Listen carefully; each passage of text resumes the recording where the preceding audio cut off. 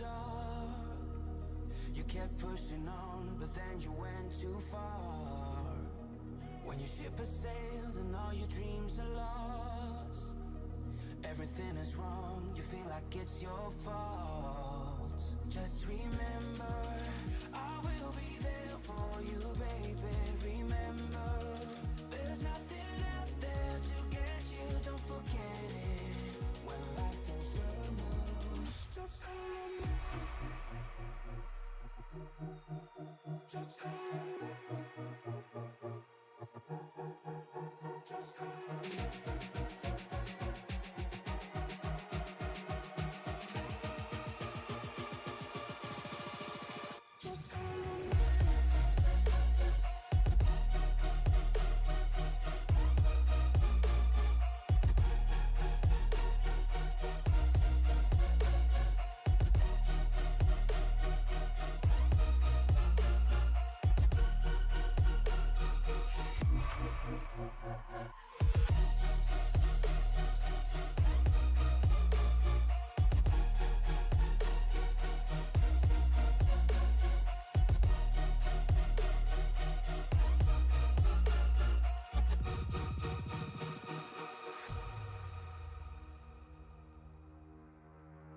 You're stronger now than you ever been.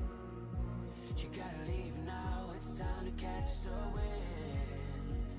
You will climb up high and look through the clouds, and when you're feeling low, I know you'll bounce back. Oh, and just remember, I will be there for you, baby. Remember, there's nothing out there to get you, don't forget it. When life throws lemons, just call me. Just call me. Just call me.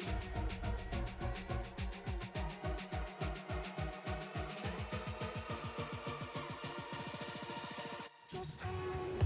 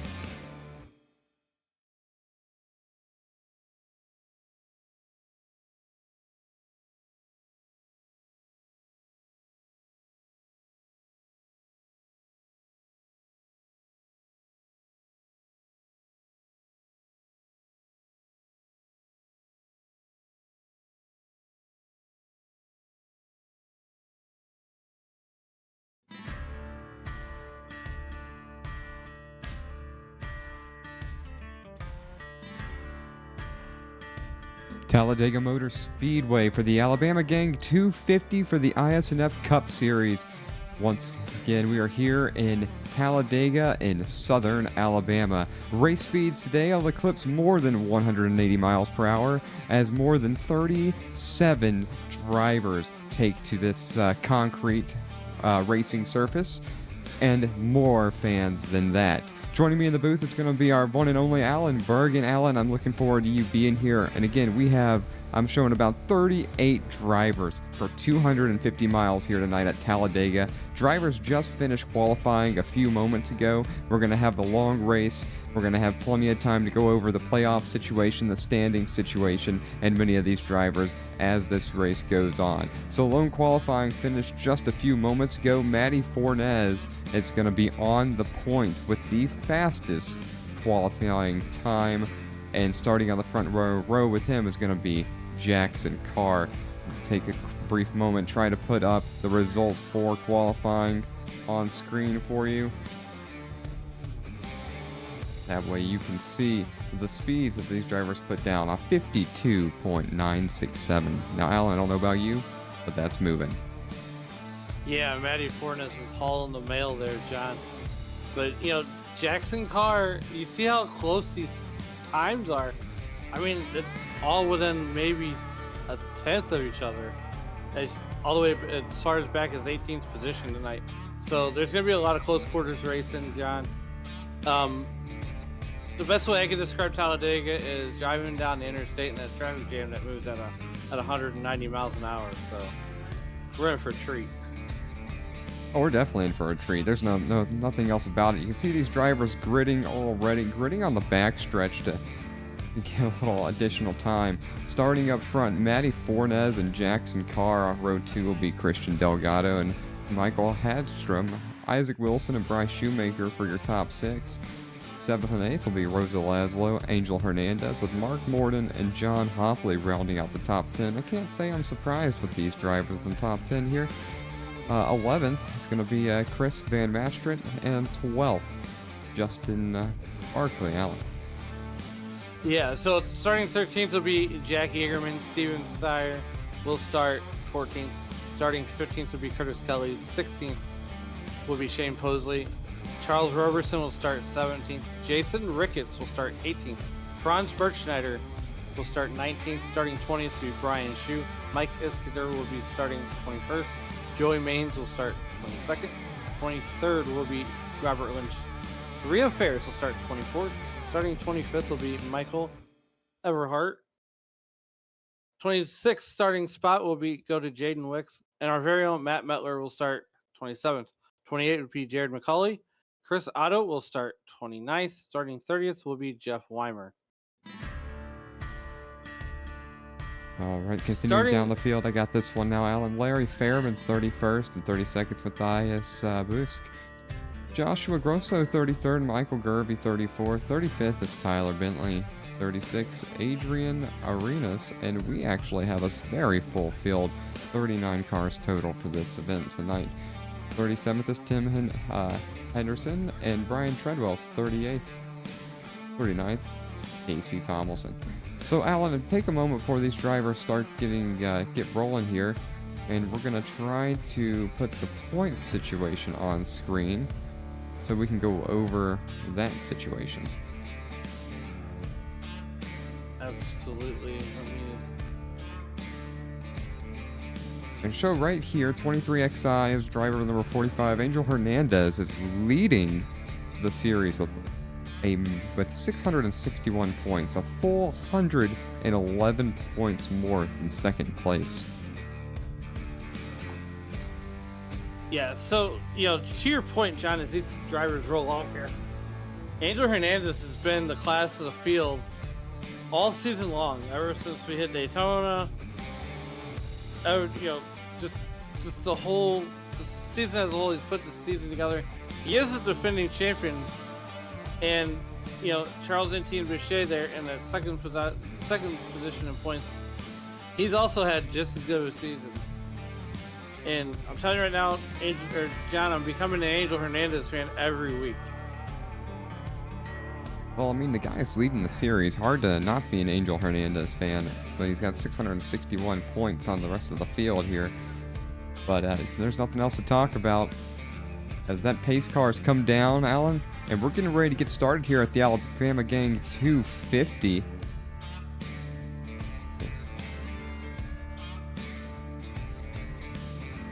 And there's going to be that. Matty Fornez is going to lead the field down to green with Jackson Carr to his outside. We're going to get started here at Talladega.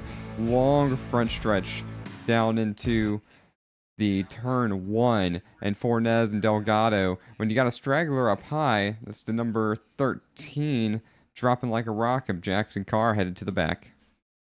Yeah, Jackson Carr, I would already knew he was going to do that because he's going to play that strategy to ride the back and avoid all the calamity that might ensue. But there could be a chance this thing could go green for a very long time.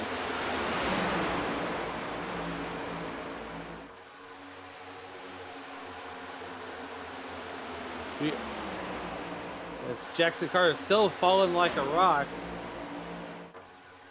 Come back up to the front there. Matty Fornez still leading this piece. And he's got Christian Delgado. I love that Wendy's scheme of Christian Delgado, John. I know you're on some trying to eat healthier. Yeah, I'm definitely trying to eat healthier. That Wendy's machine's giving me the appetite for, you know, oh gosh, what is it, a Dave's burger or Dave's quarter bacon burger or whatever. You know, that sounds awfully good. And, you know, you got right behind him, you got Isaac Wilson and that Liberty 24 paint scheme, and you got the Kirkle Mark Morden machine, and of course the FedEx 11 for Bryce Shoemaker.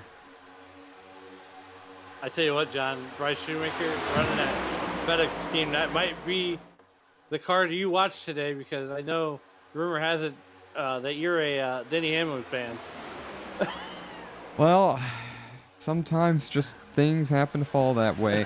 But we're not worried about those guys. We're worried about the 39 drivers or 38 drivers on track today. Curtis Kelly's in the very back of the field, about 6 seconds behind Casey Tomlinson in 37th. And the last group of cars that are with the group are Adrian San, Jose Arenas. He is basically tail end of the longest line here, tracking Brian Treadwell. And it's pretty evident the strategy for these guys is to just hang out in the back, survive, and then be there at the end of this one. It's very hard to... It's a good strategy, I think, but it's very hard to keep that discipline because you want to go for it.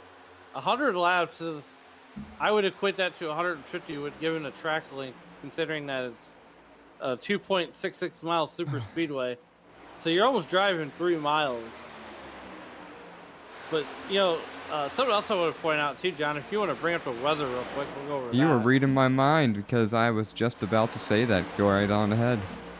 All right, so the weather here is, we got a 9 mile an hour wind. So they could have a 9 mile an hour headwind coming down their back straightaway. The temperature is 73 degrees, 60% relative humidity, and a cloudy sky, and its track temperature is 80 degrees. So I don't think tires are going to factor into this one really because of that track temperature. It's not super aggressive and it's not super cold, so there's not going to be, in my opinion, sliding all over the place. I think we'll see a lot of drivers maybe take tires only one time on this race, as we're going to go back to the gaggle of machines here towards the middle of the pack around the Jason Ricketts in that number 48 machine. Things a little hectic in the middle of this pack here, not very structured. Seeing 3 wide in a couple instances, and drivers trying to figure out where they want to run in line. But back to the weather, you know, that, and we're watching that wind change, that variable weather now that iRacing has brought out. The weather's going to change through the race. The humidity might change. The temperature could change. I don't think we'll see any kind of rain here at Talladega, but we're definitely going to see some weather changes as this race goes on, because it's going to be a long one. yeah, I mean 100 laps. I mean, I think we're about 3/4 of the actual race that you'll see tomorrow on television.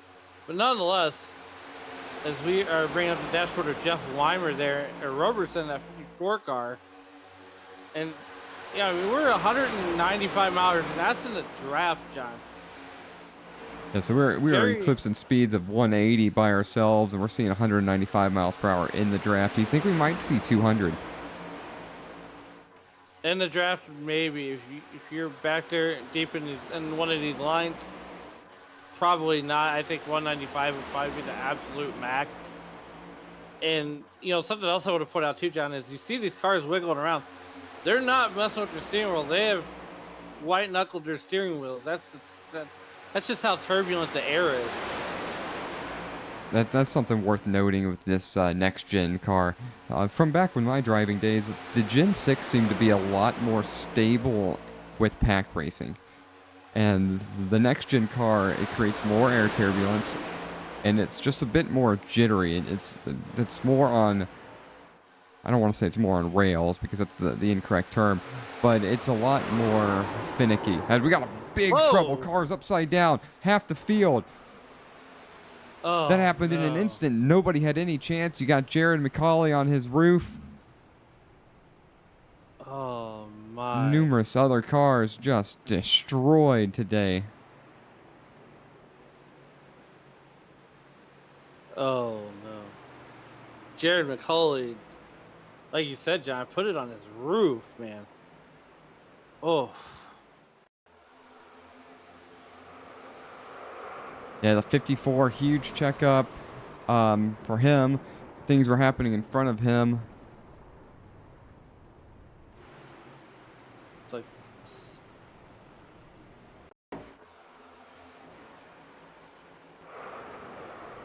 The 10's flipping on his roof back and forth. That 34 Loves machine of Metler having a rough time. Don't look like he took too much damage trying to avoid it.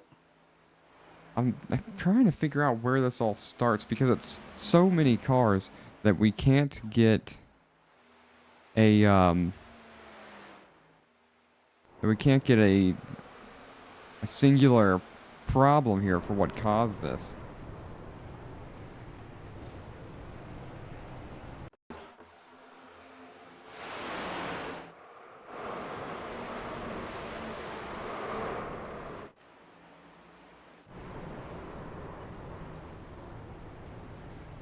Wow, Alan, this was not how any of these guys were expecting to start this one. No, you're not. That is not how anybody wanted to start this one. I mean, a lot of good cars just made it probably 6, 7, 8 laps, and then had their day ended. And it was no one's fault, John. It was just that's how turbulent the wind is. And if one of the lines has a big checkup, we said numerous times on these super speedways that bottlenecks everybody behind that checkup. Yeah, a lot of drivers coming down pit road a few moments ago while we were going through the course of what caused that major wreck to happen. Rhea Ferris amongst those drivers who stayed out on the track. So out of Cleveland, Ohio, she's got 149 starts here, 0 wins, 26 top 10s, 25 DNFs. But that doesn't paint the full story for Rhea Ferris here at the iSNF Cup Series. And right behind her, also, Mike Iskander chose to stay out as well out of Hesperia, California. 0 wins, a lot of starts, 19 top 10s, 39 years old. Driver rating 58. Bryce Shoemaker, first car off pit road. Driver rating is a question mark. 0 starts, 0 wins, 0 top 10, 0 DNFs. He's on his first start today, and he's running third, Alan. I mean, that's awesome. And, I would also equate this race with playing the lottery. You're either going to get lucky or you're going to get very unlucky. Gosh dang it.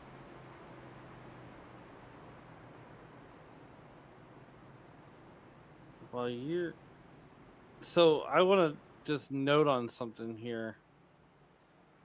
So right now, the notable subs. So in the 21 car, we have Jack Mermit studying for Chris Smith. Brian Shue is subbing for Bob Wyckoff. Jaden Wicks is subbing for Nathan Christensen in the 4 car. Bryce Shoemaker making his first start. He's subbing for Shane Griffin, who normally drives the 11 car, and Matty Fornes is subbing for Charles Etienne Boucher. Tristan Bailey is normally in the 19 car, but he is having some fun today and watching the real life race tomorrow. So, and like you said, as we look at the debutante report also, so Bryce Shoemaker is making his first ever start, like you pointed out. Jason Wicks is making his first ever start. And Jack Mummert returns after 3 years of taking the serious off, and he's making his second career start. That's a pretty long hiatus. 3 years back and choosing Talladega to do it. I mean, what better track than Talladega, right? Yeah, everybody has an opportunity here at this one.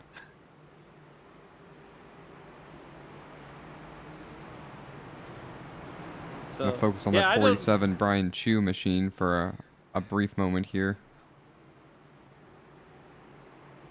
Fort Myers, Florida. A bunch of starts, 2 wins, a lot of top 10s. Is that a hot dog bun? That's car? a hot dog bun, yes. Ballpark Franks. You know, I don't feel great, so it both makes me hungry and not hungry at the same time. I'm ready for some Ballpark Franks come Homestead, Miami time. But anyhow, we got to get ready to get these guys back to going right here for the iSNF Cup Series. Lap 10 of 100. We're 10% done with this one on this Saturday, April 20th or 420, as some of you folks might want to call this. Looking at that beautiful Pace Mustang, getting ready to turn down pit road, and then we're just going to wait a little bit longer. You're correct on that one. As the start finish line is not in the middle of the travel, it's actually on the other side of the travel. And stage breaks tonight, John. They are at 30 and 60 tonight. So 2 stage breaks. As we are green flag on lap number 11. Rhea Ferris finds herself leading this piece. And she's got Bryce Shoemaker right behind her. You know, I want to go. A 2-car breakaway. I want to go back to this restart here. It seemed a little different. It seems like a lot of the field hangs back. And these two go. The rest of the field's not ready for it.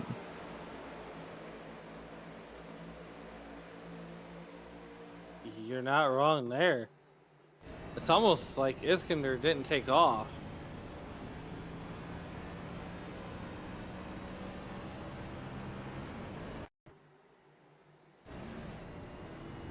We're already on the throttle right here.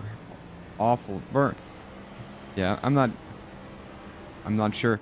Anyhow, Angel Hernandez back to the front. Bryce Shoemaker stuck in the middle. A big gaggle of cars, 3 wide, right behind him on lap 12, coming down the backstretch. It's a long way, almost a mile for the backstretch.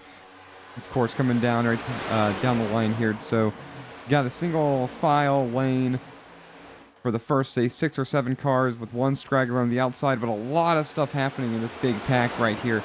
And you can see other drivers further back, just they know something's going to happen. They're just going to hang out and wait for the carnage and the other drivers to sort out their mess. You see, but that second group of cars led by Isaac Wilson back here. Chris Otto's there as well in the number 64 Mustang.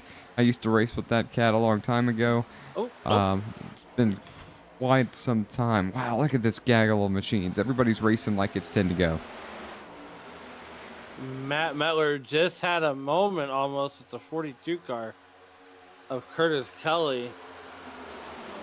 Kind of slid up the racetrack just a little bit, but all is fair, or all is good, and we stay mean and green. Comes down the back straightaway.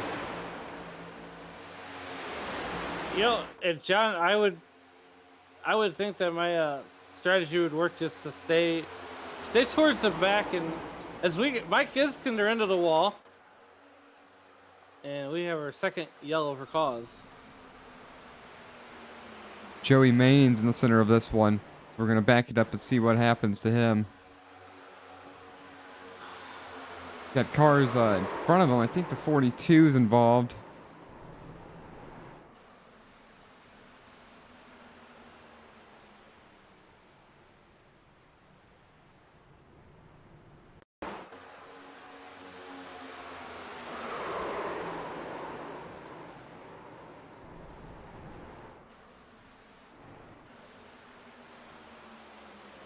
Trying to figure out. Oh, there it is right there. That Busch Light machine got real squirrely. I'm not sure who that is. That's Mike Iskandar there in that number 1 car. Looked like he hooked, and I don't want to call him one out. Looked like he kind of hooked Joe or Curtis Kelly there in that 42 car. Back it up just a minute so you folks can see exactly what happened. So he's getting a heck of a push right here from Bryce Shoemaker in that 11. Looks like he's going to get a little, yep, he's going to get some help, turns into the 42. The 42 hits the 11, and the 1 seems to make it through this with very limited damage after kind of being a part of the fact that causes that race or that wreck right there. He had some help from the 11 of Shoemaker.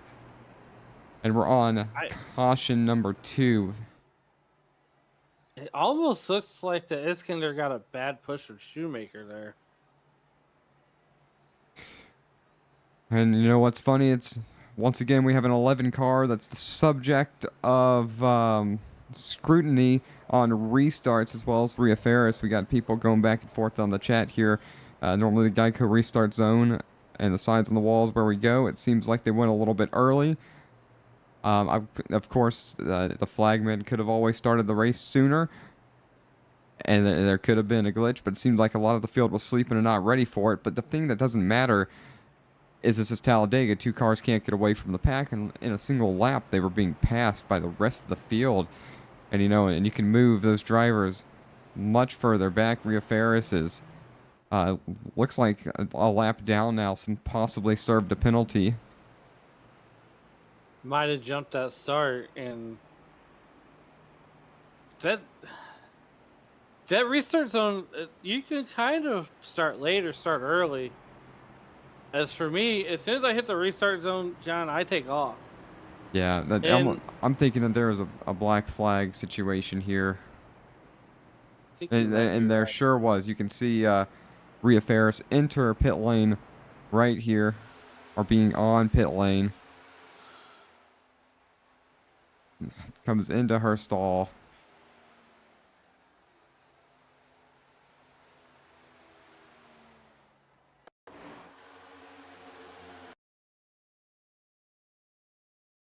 Yeah, it looks like she was held as well.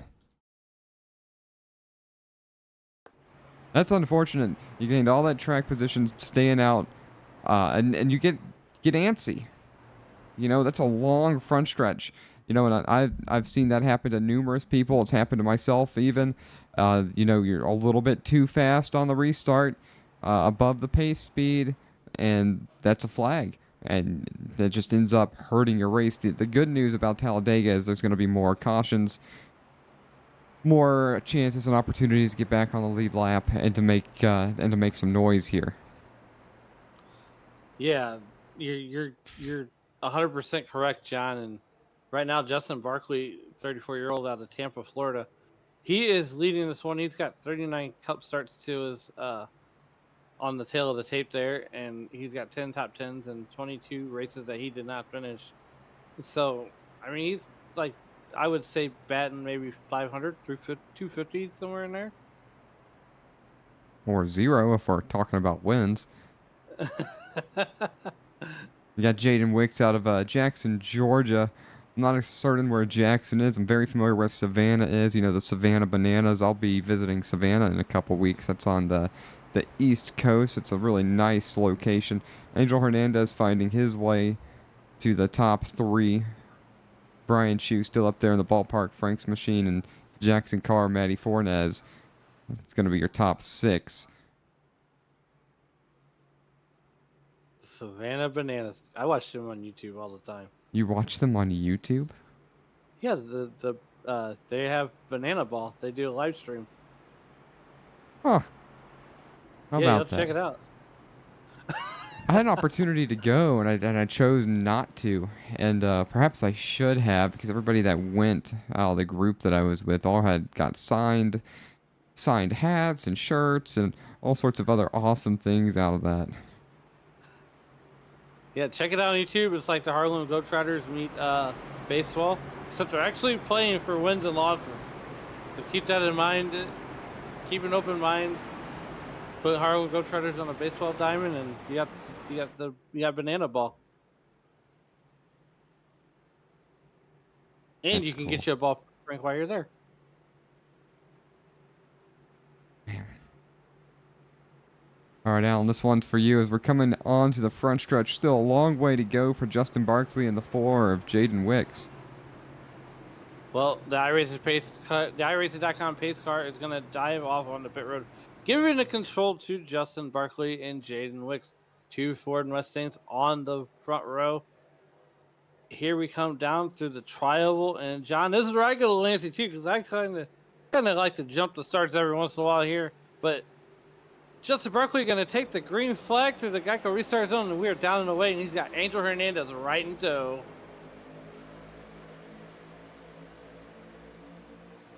Drivers into turn 1 already at 159 miles per hour for the front group as you got the 47 of Brian Chu pushing the 4 of Jaden Wicks, trying to make that second line even with the inside lane of Justin Barkley.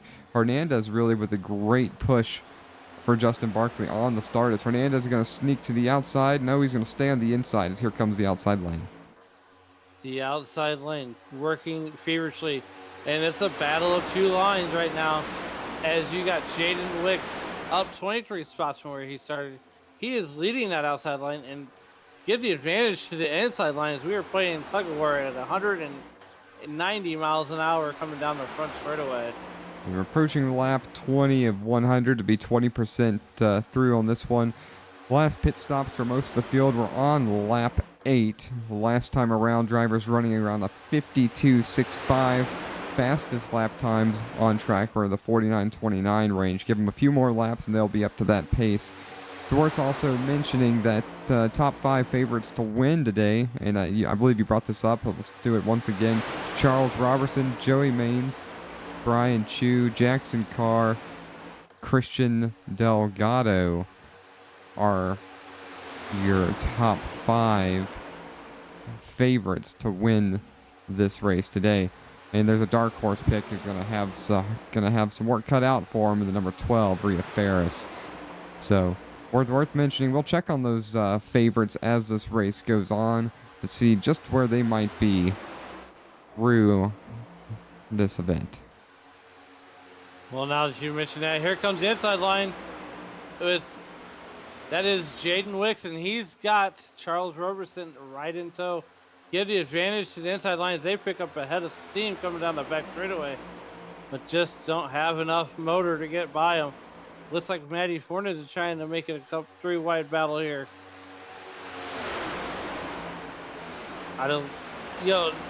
Even say, John, is I don't like 3 wide this early in the race, but we got 11 laps left in the stage 1. Well, even if 11 laps, I still don't know if 3 wide is what you want to be doing. But, let's bring that up. So, stage points and bonus points available this season. So, at times, you get 2 points. Well, you get 2 points for leading a lap, 2 points for leading the most laps, 2 for earning the pole, and then 5 points if you get out of this with 0 incidents, with 92% of the laps completed. Well, right now, Matty Fornes is leading this, and he's got Isaac Wilson. Now, the question is, Isaac Wilson bail on Matty Fornes and hit to the bottom? Well, that just answered my question, because there he goes. Getting that push from Brian Shue in that 47 car. And also worth mentioning, so this is season 7 for the series, as we've got a caution out. We'll check on that and get back to our thoughts in just a moment. I think Mike Iskander is involved once again.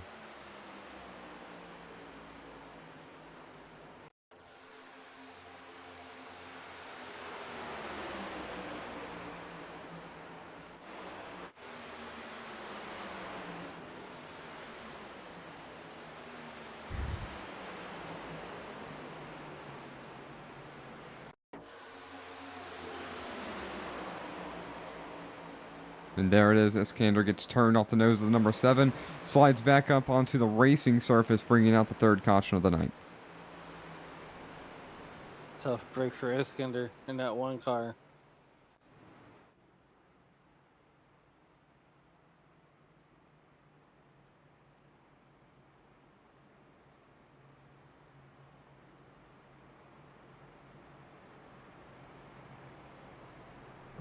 Gotcha. All right, here we are back. Here we are with Matty Fornes here as we just watched that replay of Mike Iskander, and his night went from bad to worse. Right now, our running order is Isaac Wilson, Matty Fornes, Brian Chu is your top 3. We got Michael Everhart, Jaden Wicks, Jackson Carr, Charles Robertson, and Mark Morton is your top 8. Yeagerman, Hernandez, Laszlo, Delgado, Ricketts, Barkley, Weimer, Grozo, Gervey, Maines, and Curtis Kelly is in the pits. That takes you all the way down to P20. Busk, Otto, Fairman, McCauley, Stevens here. And your top 25. And you know, Alan, for me, only because I know something that other people don't know, my dark horse favorite for this race is going to be that 60 of Chris Otto. So back when I first got on the surface, and this gentleman and I, we raced together a lot. We lost contact since then. Super speedways, you can never count him out. He's at buildsubmarines.com, Ford Mustang, and you can't count him out. He's running 22nd. He's just been abiding his time. He's got a clean Mustang right now, and I expect to see him there at the end.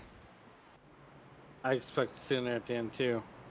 There's a lot of cars that, like Angel Hernandez, he's gonna be there at the end. If I had to do a dark horse though, I mean, I think I would have to pick Franz Bergschneider. I think he's like one of those guys that come through and you don't really talk about him a whole lot, but he's just there at the end. Oh, he's been on pit road now for 1 minute and 16 seconds. Patiently waiting to start his car and get rolling. You can see him turning the wheel in anticipation for the field that's coming around here. Taking a look at this in-car view of Matt Fornes right here. Look at all those switches and buttons on the right side of his screen over there. That's quite a... That's a lot of buttons.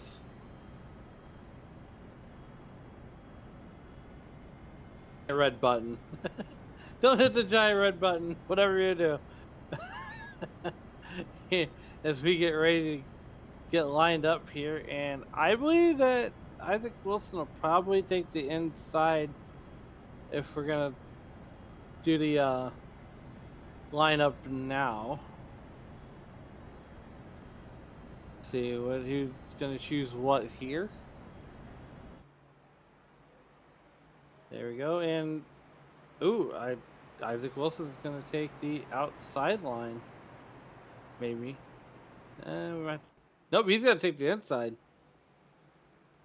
Wait till the last minute to choose there. He's gonna put Matty Fornes on the outside. Brian Schoen at 47. Ballpark Frank's Bonds and Frank's car. That's gonna put him on the inside. And I don't know right now whether I want Wendy's or hot dogs right now, but man, nothing beats a Ballpark Frank. The lights are out on the iRacing.com pace car. We're gonna crawl at a slow snail's pace of 70 miles an hour down the back straightaway.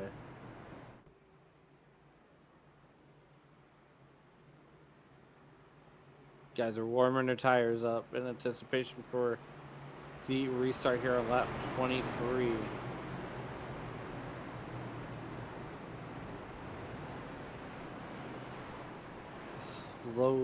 Slowly come down pit road.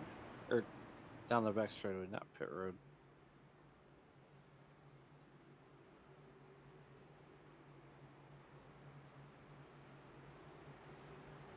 Once again, stage brakes will be on 30 and 60 tonight.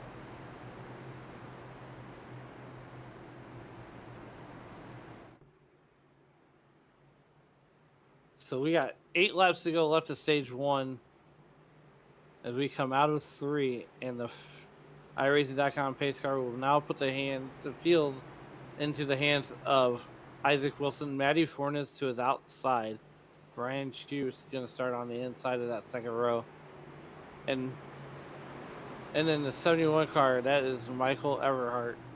He's going to start on the outside of that second row as the field comes down through the tri-oval.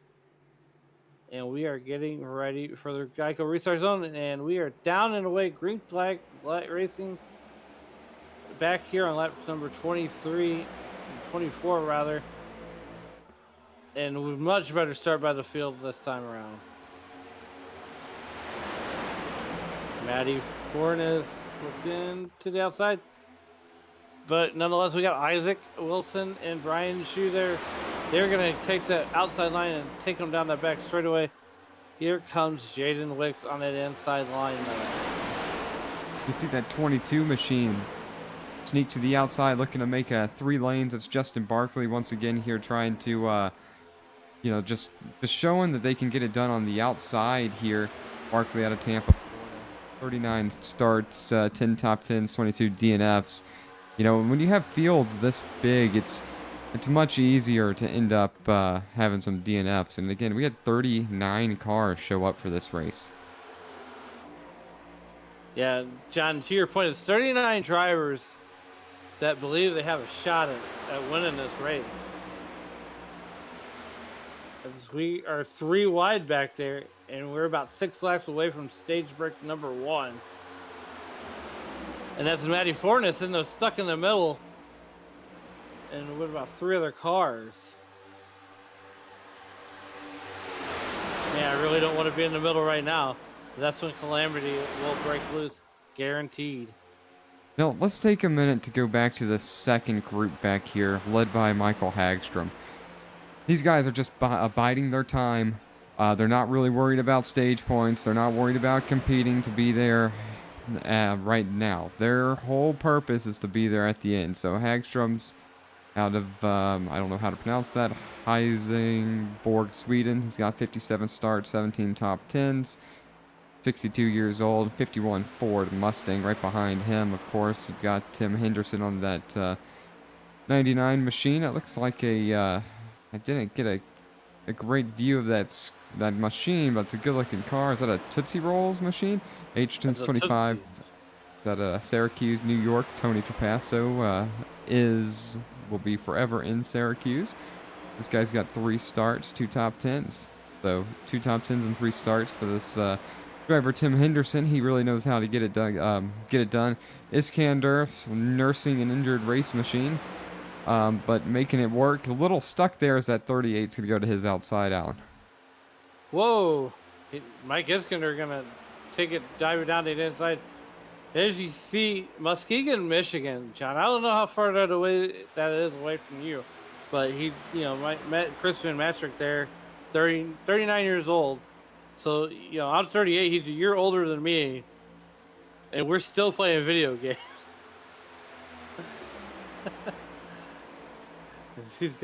Crispin Matrick's got 91 Cup starts, 17 top 10s, and he's DNF'd out of these races 7 times. I mean, that's impressive for 39 years old. 91 starts. Take our attention back to the front for Jaden Wicks, as we do know that stage is quickly approaching. Driver on the inside getting past. I think that was, might have been Matt Mettler coming out of pit road, getting passed by the field. 23 starts, 2 top 10s. He's going to get real loose trying to come out of that, come out there on the throttle. He needed to do that. He's having all sorts of trouble. What on earth is happening to that 34 machine? It looks like his wheel just stopped. Either that or a toddler happened, one of the two. I'm going to go with a toddler. Wow, holy cow. Not how Mettler wanted his Talladega race to go. He's got an uncanny ability for making super speedway races work, and right now we've got an uncanny ability for 4 wide on lap 29. Got a big move right there. That Napa, I believe, Mark Morden machine. That is Joey Maines there in that Excuse me, 9 thank car. you. The Joey Maines machine, the 9, big move down to the bottom to set himself up with an opportunity here for the stage. And this is why stage racing is so good. You know, look, I was opposed to it until we got going with it, but now that I see it all the time, it's like 2 heat races, right? So Joey Maines pushing that 47 car, and that's Brian Chu subbing for Bob Wyckoff. And Alan, what did you tell us the stages were? 30 and 60. So the 30 and 10th car line will trip the caution. 30 and 60. Okay, all right, that's good to know because I'm looking at some. I just been back to check our notes here, and I'm showing 25 and 50. I did not think that was accurate with what we were told pre-race. As Mark Morton's going to be the stage 1 winner, Angel Hernandez, Brian Chu, Delgado, Joey Maines is going to be the top 5. Jaden Wicks, Charles Roberson, Jaegerman, Ricketts, and Raza Laszlo going to be rounding out the top 10 for stage number 1. And so it's lap 30. I expect to see drivers come down pit road because they can get away with that, led by Mark Morton in a few moments. So we're going to go ahead and talk about what these drivers get out of this race. They get 2 fast repairs. They got 60% fuel. They have 3 extra sets. The Geico restart zone is where you start. The leader can choose inside or outside. Cautions are automatic through iRacing. Up to 3 green-white checkered attempts. And these guys should not be speeding on pit road if they are utilizing the limiter. There's no changing lanes on restarts, and the weather, pretty accurate, mild overcast. Northern winds at 8 miles per hour. We'll check a look and see how that's changed. I'm showing just about the same thing. Yeah, the weather hasn't changed much. I mean, the wind, we had a gust of wind at 11 miles an hour at the start of the race, but the track temperature with at 79 degrees and the ambient temperature with about 78 really hasn't changed much since the start of this race. And I'm waiting to see, John, if Mark Morton comes down and gets his pit road services, which he will. So we're going to talk to the stage 1 winner after he makes his pit stop. That's okay? That works.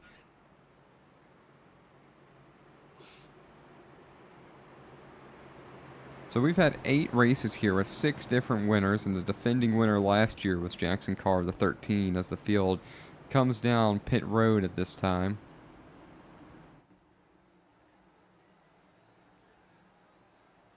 This is where it's so crucial you don't make a mistake that is coming down pit road, especially under caution.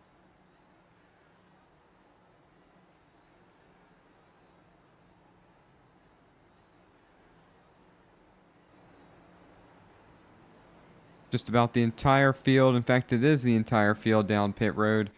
Matt Mettler still off the surface. Shane Posey off the surface. So 37 drivers still on track at the third of a way through this race point. Drivers, if there's any, or fans, if there's anyone you'd like us to speak to, we're going to talk to that stage 1 winner. Let us know, and we'll be glad to try to dial them up. We'll have about 2 to 3 minutes here in just a second. Alan, whenever you're ready, the interview is yours. You can bring them in.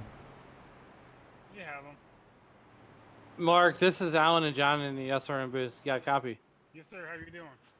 First of all, congratulations on that stage 1 win. Thank you so much.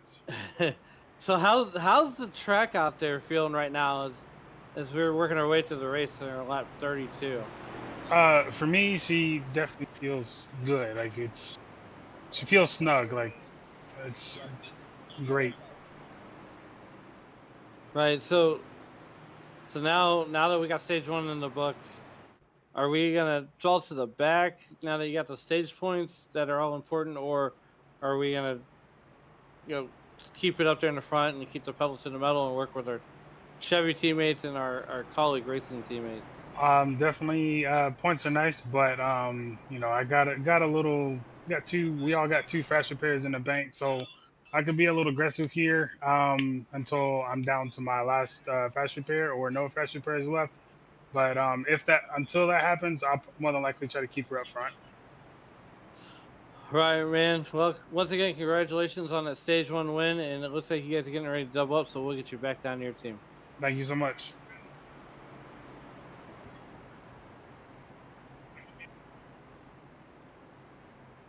So getting ready to go So- back to green. Joey Maines, 26 years old, out of Kiko Harbor, Michigan, 3 wins to his name. Gonna be restarting this on the front row, taking the inside lane with Christian Delgado to his outside. That'll be row 1, coming back to racing. You're 100% correct there, John. I know. Oh man, Christian Delgado. Man, I really was a Wendy's now, but I done had lunch. My recommendation for Wendy's though is the Baconator on a pretzel bun. Oh, Can we not talk about food? we're good. Christian Delgado though. Food He is is so good. gonna start on the outside row. Joey Maines in that Napa know-how number 9. He's on the inside row, and Charles Roberson and Jaden Wicks, they haven't really left the front of this field all day long. They fell back a little bit, but I mean, they've managed to be here. Every time we talk about them, they're up in that top 5.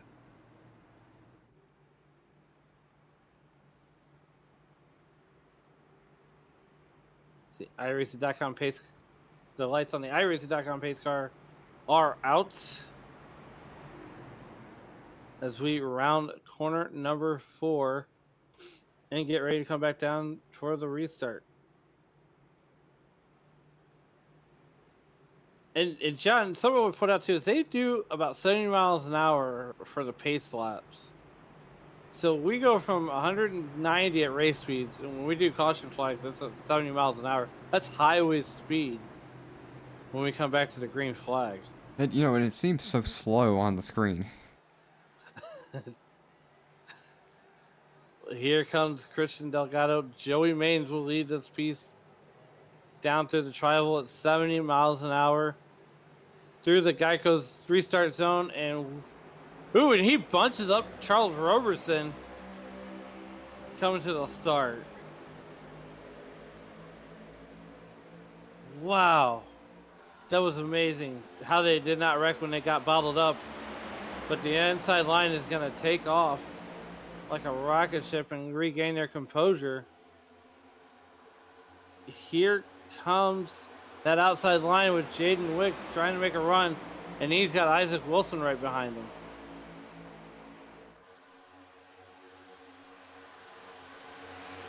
These guys rocket down the back straightaway. Give the outside line the advantage there. Here as we go another 30 laps to our second stage break. Charles Robertson is, wow. We're seeing a lot more organization this time around than we saw last time, or at the beginning of the race. Drivers are really sort of settling into their 2 lanes right here at this time. I'm not sure how long that's going to last. That outside lane way more organized than the inside lane, and you see that with the first 6 cars being on the outside lane single file. I will not be surprised if that outside line maybe suddenly drops down.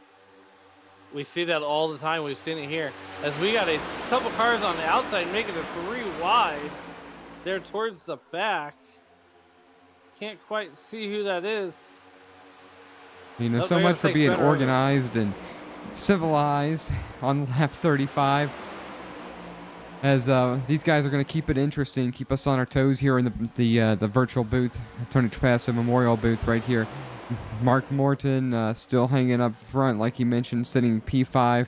3 wide right here. You can see it, that 31 car. I'm sure it's an uncanny position to be in, as here comes Chris Otto, maybe to give him a bump from the middle lane.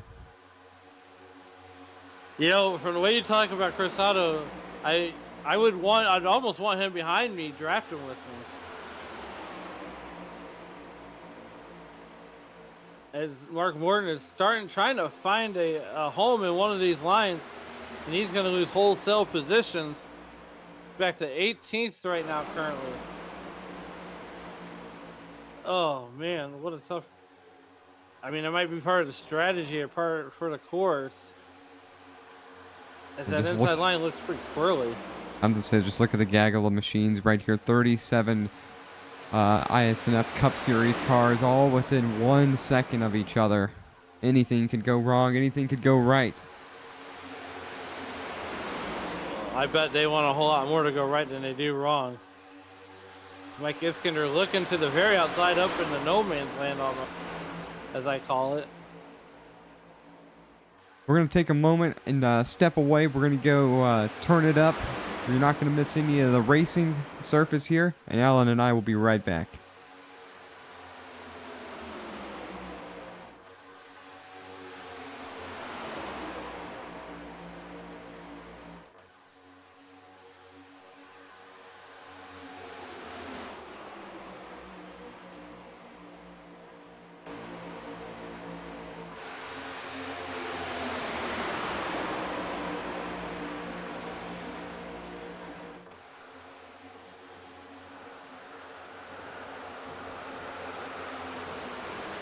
And we have carnage on lap 38. That's the 5th caution, force for cause, and it's gonna be Bryce Shoemaker. As we were doing a little turn it up action for the viewers at home. Wow, what a calamity! And it looks like the replay. Ooh, the 3 car gets into the 11 car, and that's what the 10 car, I believe, is on his lid once again. Wow.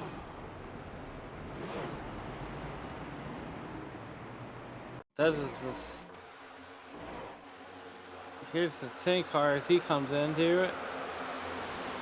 Golly. Some freaking kickflip or heel flip action out, just like the old Tony Hawk games. I give him a solid 6 on the landing. He's driving away. Watch this again. This is the second time this race that Macaulay, like you said, has been on his roof. He's tries to avoid it. He clips Shoemaker, flips over the top of the 31 machine. Is that Morden? And then drives away. You know the best part about that, John, is he drove away like nothing happened. In fact, you know what? I want to watch this from his viewpoint.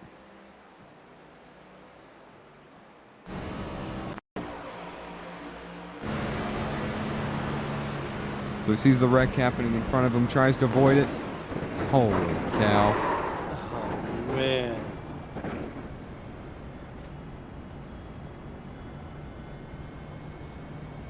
That was intense. Alan, if you're feeling ready after these drivers come down pit road, led by Isaac Wilson, feel free to dial up any of these drivers for a quick caution interview. I'd like to hear what they're thinking about being out on this this racing surface at this time.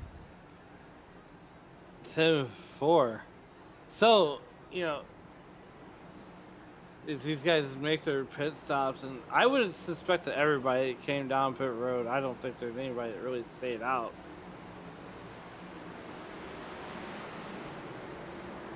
Here we go.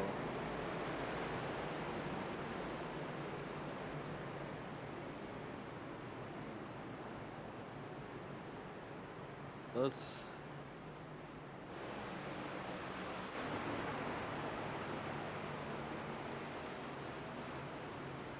So, John, we're gonna dial up the 10 car. Hey, Jared McCauley, is John and Alan in the SRM booth. You got a copy? Yeah, man. How you doing? Well, I tell you what. First off, we'll give you style points for that landing. As I grade it as a 5 or a solid 6, putting it back on the wheels and driving away. But that was gnarly. What's going through your mind as you're rolling? As you're putting it on the lid for the second time. Oh, this time I'm just glad I landed on my wheels. This one. It seems like, you know, in the thing, it seems like everything's run a big track, but it seems like everything just happens really, really quick when you're running that back. Yeah, it's super fast, especially closing speeds, about 190. Yeah, it happens blink of an eye pretty much back here. Just trying to get up to the front and try to avoid all this stuff. So, see what happens. Well, we got 20 more laps left in the stage. How are we feeling when we get to the stage break? Or you gonna start to be more aggressive and working your way up to the front, or are we still gonna hang in the back here and let the race kind of come to us? I'm gonna go for being aggressive. Just try to get in front of everything that's happening right back here. All right, man. Well, we're gonna go ahead and get you back down your team as you get ready to get lined up and get ready for the restart. Sounds good. Thank you, guys. Yep, and that was the tank car of Jared McCauley there, John. And like you said, it's almost like a kickflip at the X Games, but I did give him a solid 6 on the landing. Stuck the landing. Iskander is also going to stick the landing as he's had nothing but trouble all night, and he's going to be on the front row now with Brian Chu. That is amazing. He must have stayed out for the track position. Driver out of Hesperia, California. 117 starts, 19 top 10s, and 18 DNFs. It's the lights are out on the iRacing.com pace car. And we get ready to go back to green. We got 19 laps in the stage to finish up stage number 2. So once we get to lap 60, we'll have 40 laps to go. Man, these guys crawl down this back straightaway. Does these guys no justice. It looks a lot faster inside the race car as it does on our screen. Here, and as we get ready to come out of turn number 3 and into turn number 4. So John, this has been one of those races where it's been action-packed all day long, and a whole lot of taking and a little bit of give here and there. But I mean, 100 laps, even though it's a 2.5 mile super speedway, still a long race.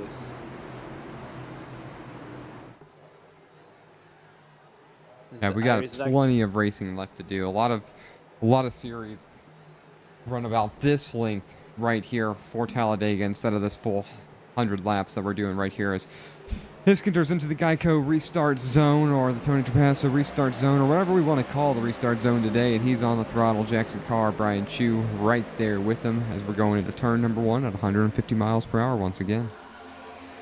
Well, Jackson Carr, you said that Jackson Carr is stuck to Mike Iskander's back bumper like glue as we bring these guys down the back straightaway. And John, these guys are doing over 190 by this point. And it's almost like a freight train coming down the track. The inside line has the early advantage. Get that advantage to the inside line, please. No one's being real hasty as we come through 3 and 4. We got 18 laps left in stage 2. Steven Chu is glued to the back bumper of Jackson Carr, who has 1 win on the year already. Where did Jack Yeagerman come from up there in that 77 car? He's on 6 right now. Wow. This is a lot of Chevys drafted up here, and I don't think those Toyotas line up with those Chevrolets. You know, I'm watching this between Iskander and Jagerman, and that 16 right there, Christian Delgado, and they're getting real squirrely. And you see the 77 try to slide up in front of Chris Otto. The room isn't there. Otto going to be stuck on the outside. Going to have to do a lot of side drafting here to not just fall back like a rock, or he's going to have to get real aggressive right here to sneak in right behind that 22 machine of Barkley, which he is able to do. At least he didn't lose too many positions as he slides in, like you said, behind that 22 car. Nonetheless, the outside line again looks very, very organized. As you know, as soon as Chris Otto started falling back, I'm sure he keyed up on the radio and said, "Help me, please, let me in line somewhere." And I've been on the unfortunate end too, and I've been on the real unfortunate side until all the way back to the end of the line. It's real easy to get behind here at this racetrack, as these guys are. That outside line is very, very organized. And I almost feel like Mike Iskander is almost holding Christian Delgado up. They're riding on board with Justin Barkley in a 22 car right now. And he's on that inside line with Curtis Kelly in front of him. Mike Iskander there from driver out of California. He is hoping that one of these guys will drop down from that outside line. But I just don't think it's gonna happen. Honestly, if I were Iskander, I'd be hoping I'd get a shove just like this, and I'd be able to freight train my way to the front. And he just got one big shove right there from the 16 of Christian Delgado. Looking to, of course, get Dave's burger at the end of this one. Christian Delgado is one of those guys where I definitely want him behind. Ride or fry. Do you see that? The back of that car says ride or fry. I see that. Wow. Whoa. 17 car. Got cars down. Spin on the inside, I think. Nope. Must have just been able to gather it up. Gathered up and bailed out of it. Started with Larry Fairman out of Fort Perry, Ontario, kind of getting up in the wall. 17 Cup starts, 3 top 10s, 4 DNFs. Finishes most of his races. Not a bunch of top 10s, but he finishes with his races. You know, in a series like this with 30 cars, top 10s are hard to come by. Even top 15. And, you know, you put that out. Isaac Wilson there, he's got 85 starts. It's just, like you said, it's so hard to get top 10. And in a series like this, and in a series of large fields anyways, even the top 10 always feels like a win sometimes. Oh, we got trouble back here at the back with the second group of drivers.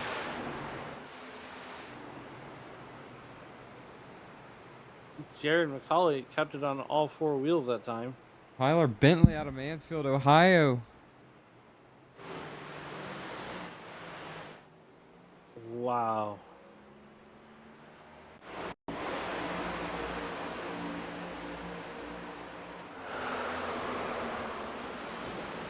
You know, it all happens in front of him.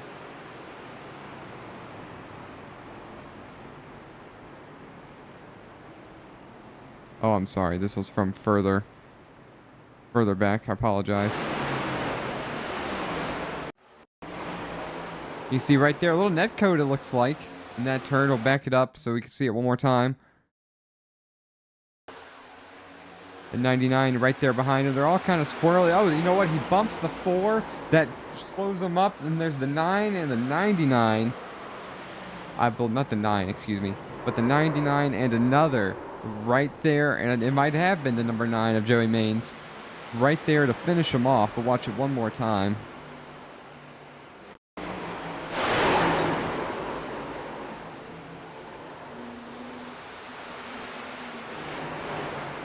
Wow. Rough break. It almost looks like he might have checked up maybe after he got the net code, and the 99 car just was there. He had nowhere to go.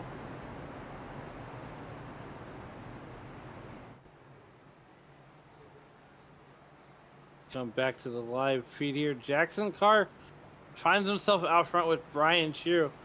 And Jackson Carr, the 17-year-old out of Des Moines, Iowa, has 9 wins to his credit, with 26 top 10s and 10 DNFs. You know, I got a lot of family in Des Moines, Iowa. There's also some military stuff going on in Des Moines, Iowa.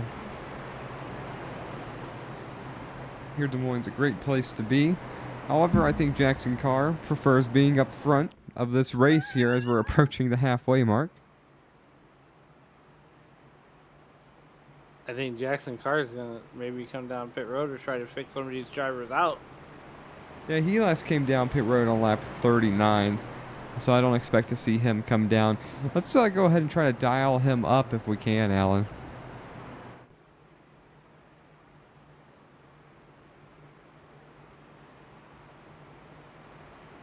Working through the radio, seeing if we can find Jackson Carr. Of course, he's got 9 wins and 37 starts. Now, this guy, he's batting more like 300, Alan. We talked about that earlier. 26 top 10s, 10 DNFs, 9 wins. Jackson Carr, this is John and Alan up in the SRM booth. You gotta. Yeah, I got you. Man, what a run you're having. You find yourself up here in the lead at lap 49.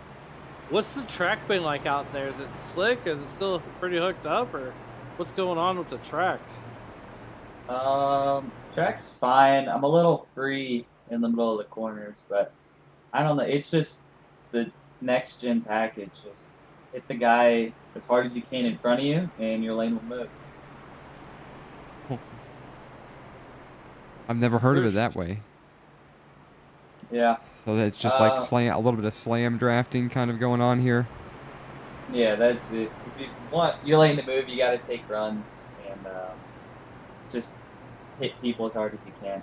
Well, that's what I do, and that's what most of these front runners are doing. So it's just going to be about taking runs. The runs are so quick in the next gen after the last week 13 that if you don't take it, you're just going to cause a checkup, and that's already caused, I think, 2 wrecks probably.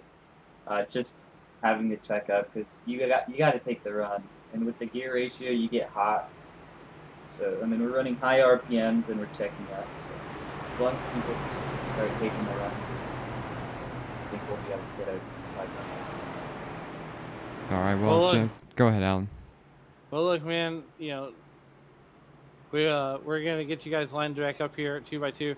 I think John was actually alluding to that. I don't like to mow John's lawn, but anyways, so hopefully we'll see you here and talk to you in about 11 laps. So we'll get you back down there with colleague racing and have a good rest of the stage. Yeah, I think I can get it on speed, but it's just I think people up here like Brian a lot more than they like me. So gonna have to do some convincing for us to get something to work. All right, man. Well, good luck, and hopefully we'll talk to you soon. Yep.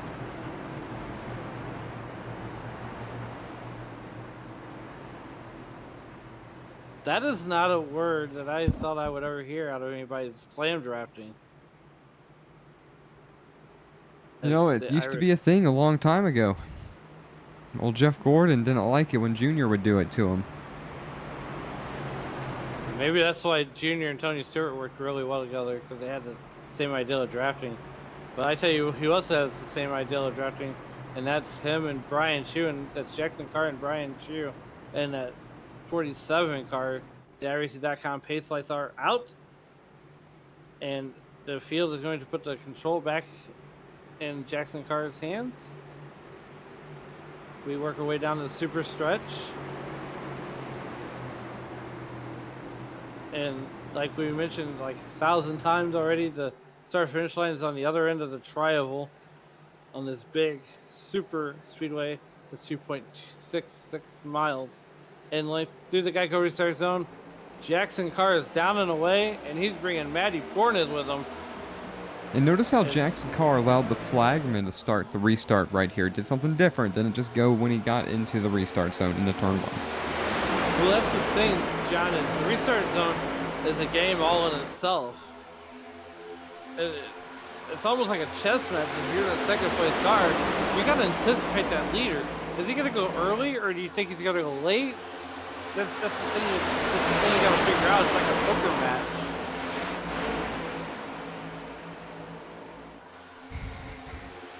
We got some 3 wide action going on back here. 3 at Sarah and her teammate, and the 2-car Jeff Weimer. She's in a whole gaggle of cars. And that Wabash Ford Mustang number 12. I kind of like that paint scheme she's got this week.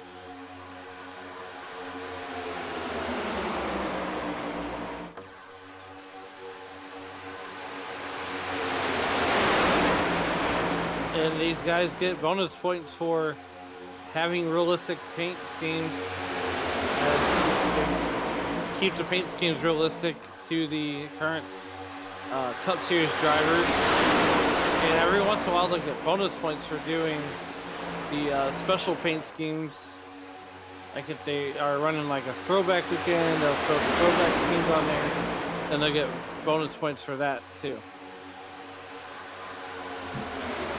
Good to know about the bonus points that are available for these drivers as we have eclipsed the halfway mark here for the iSNF Cup Series race, or the Alabama Gang 250 at Talladega.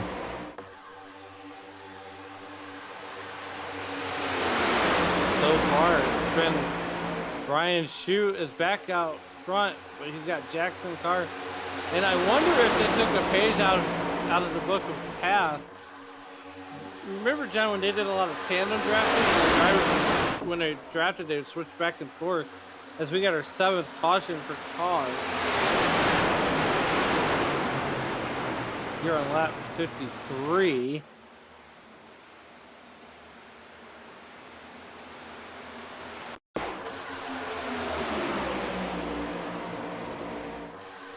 I'm not sure where.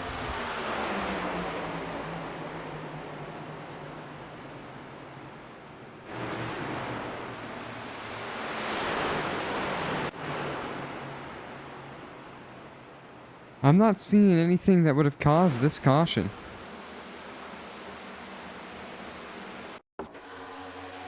Remember those, remember the debris cautions that NASCAR had all the time? Yeah, this one's weird.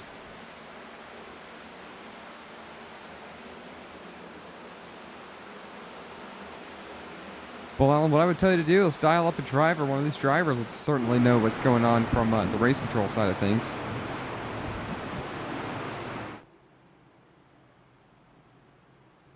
Will do. Let's.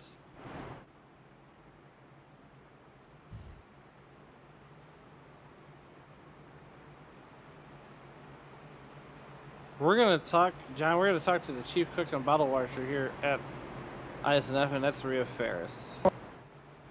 Rhea Ferris is Alan and John and the SRM, but you got a copy. Yes, I do.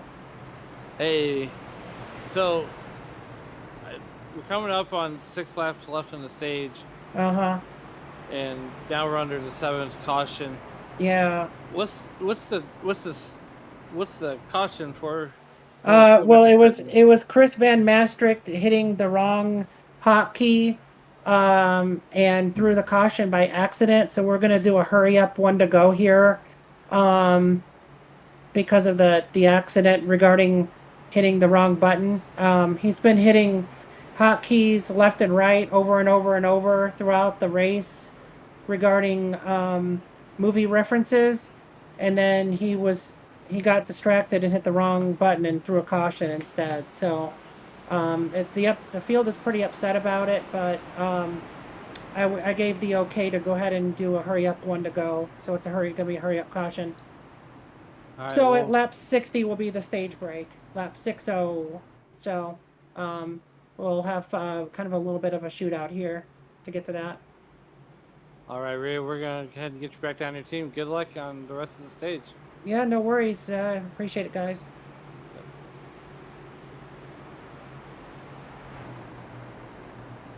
The hard-hitting questions from SRM.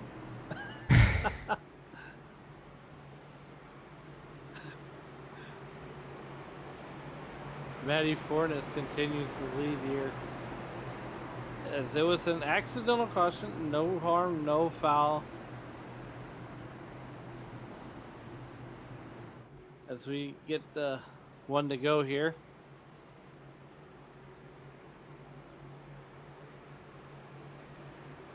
Ooh, so Brian Chu's now going to be the on point for this restart. You know, sub driver today. He's got a lot of starts with iSNF, but doesn't have a ride for this season. He is going to be bringing the field back to green into that restart zone with Matty Fornes right next to him. Behind him, you got Jason Ricketts and Justin Barkley.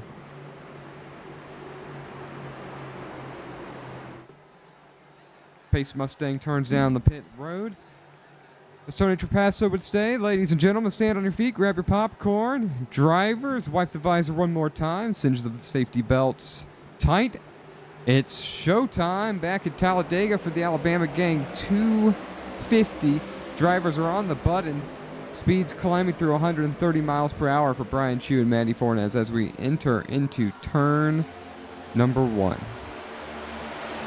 Brian Chu on the inside line, trying to get that inside line a little more organized, but the outside line give the advantage to Matty Fornes in that outside line. Wow.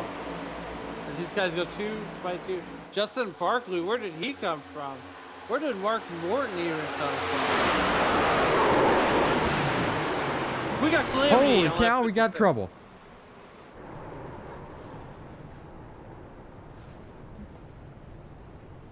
And that's that sense of urgency that you feel when you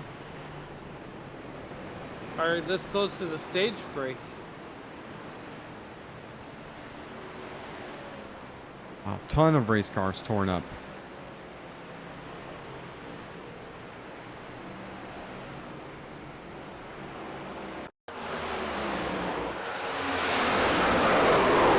Nowhere to go for anybody. Parking lot. Turn 3, Talladega. 23's in it. The 5's in it. Driver Fry's in it. The 10 car in it again.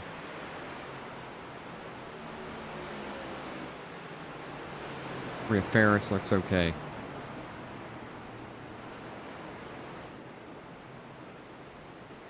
She took last week off, and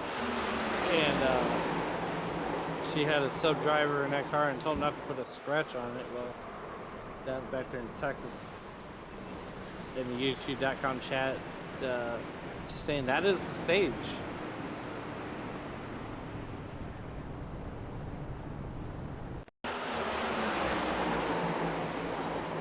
I want to back this up and see how this developed up front. Drivers coming down pit road, but I'm very curious to see what happens. Right here, you can we're watching Jason Ricketts here, that 48. Kind of sort of gets in the middle, gets a little bit. The 13 tries to sneak to the outside, inside of him, but there's the rider Fry getting involved. Oh, no. And that's what's going to clip him and cause this. A lot of torn up race cars, Alan. That's a lot of torn up race cars.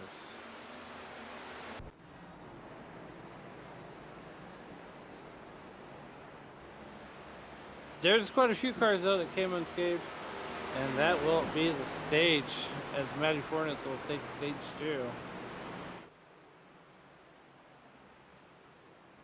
Actually, let's go back at time of caution and make certain that Matty Fornes was the leader, because we are focusing quite a bit on the caution and how that was going through. I don't want to call it wrong here. Yeah, we don't want to be like Steve Harvey. It does look like Matt Fornes was out front at time of caution. He'll be your stage 2 winner.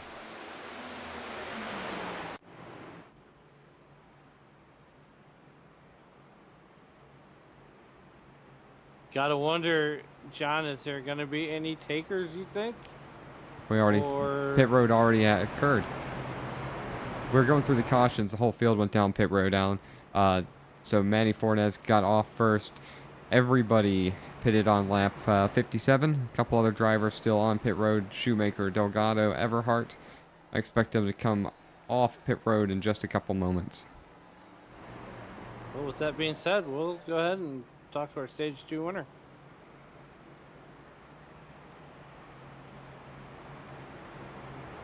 Matt Fornes is John and Alan in the RSM booth. You got a copy? Yeah, I got a copy. Congratulations on winning the stage 2, my guy. I appreciate it. So what's the track been like out there from your perspective as we work our way through the middle part of this race? Track's fine. Nothing's changed. It's Talladega, right? I mean, it is what it is. Plenty of grip everywhere. I didn't even take tires on that last stop. So it's good. At this point, we just got to manage our fuel and see when we want to come in to finish out this last stage. Yeah, as we get you guys lined up 2 by 2 behind the pace car, is there any strategy change, or are you going to keep it out front like you have most of the day? I'm gonna try to keep it up front most of the day, as much as I can, at least anyway. It feels a little safer up here. Gets a little wild back there towards the mid pack, but yeah, I'm gonna try to stay up here and help out number 22, Justin Barkley. All right, we're gonna go ahead and get you back down your team as you get ready to come back to green. I appreciate it, man. Y'all have a good one. You too.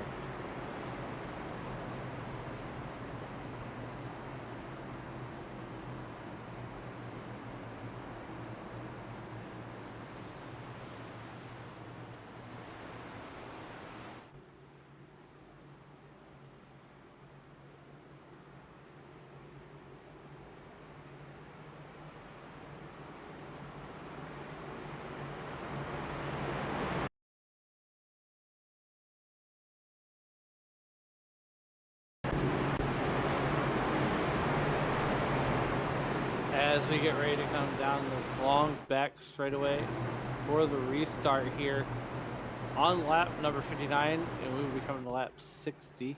Matty Fornes is out front of this one. Justin Barkley is to his outside. So we make our way down that super stretch. There's a short stretch rather. The iRacing.com pace car pulls off and gives the field to Matty Fornes. We are going to have 42 laps to go when we come back into the green flag here. Through the tri-oval they go. Through the Geico restart zone, and we are down and away. Matty Fornes is going to lead him, and he's going to get out to the early jump and get a hole shot off of Justin Barkley. Justin Barkley's going to maintain that lead. He's got Chris Otto right behind him on that outside line. He's got some newcomers now to the front for the start of stage number 3 as we get into the backstretch this time.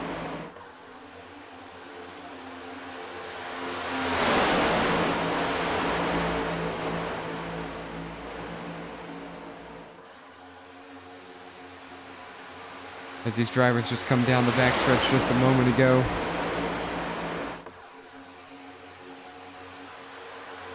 Up front, you've had... Sorry, Alan, go ahead. Up front, you got Barkley, Otto, Fornes, Isaac Wilson. Isaac Wilson pushing Matty Fornes, trying to get that inside line with willpower to get up there. Chris Otto riding behind Justin Barkley, and I gotta be honest, I think he's gonna bail anytime if we see that. Oh, there he goes. Chris Otto didn't bail, but you know that 13 car did. Trouble! Who? Chris Otto turned around.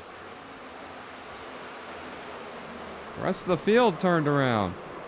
Oh no.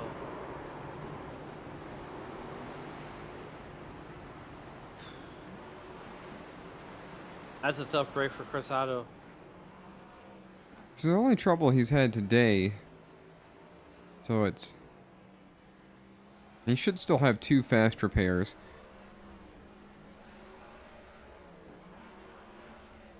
I hope they were close enough to the pit road where he could just drive it back and not have to take the tow.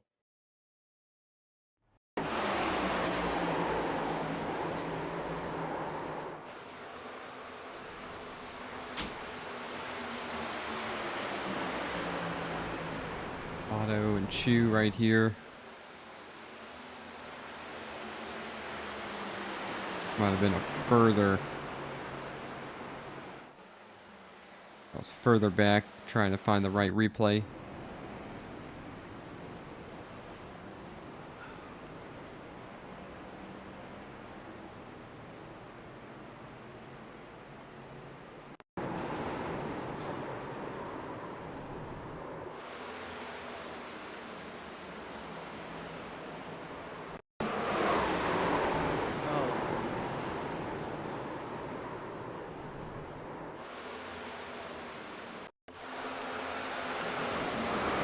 Looks to me like that 78 machine was basically somehow ended up inside of that 60.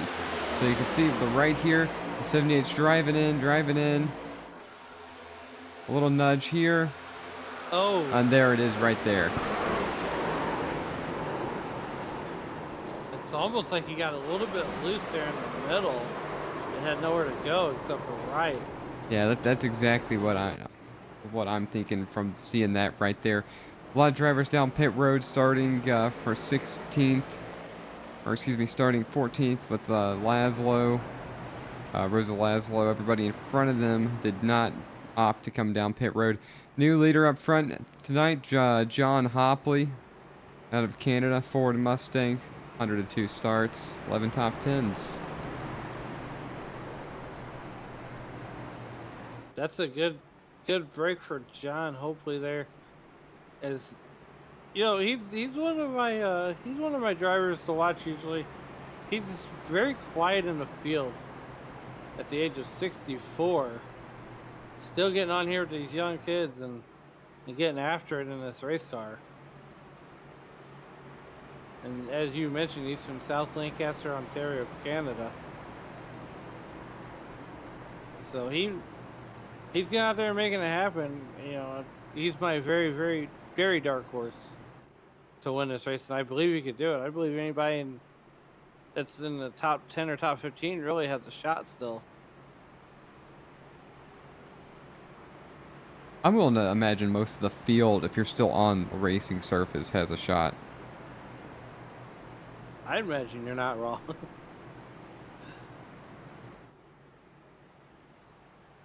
I mean, I would tell you right now, with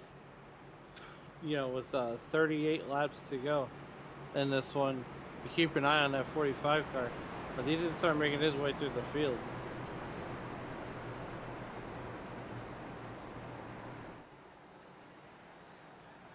We are under the 9th caution today, 8th caution for cause, with 2 stage breaks. As they are going to get lined up 2 by 2 behind that iRacing.com pace car. And Brian Treadwell in that number 78 car, you know, like we pointed out in the last caution under that replay, just got loose in that middle line. And that's some very turbulent air in the middle of those 2 lines. It's almost like riding behind a tractor trailer, and it's very turbulent.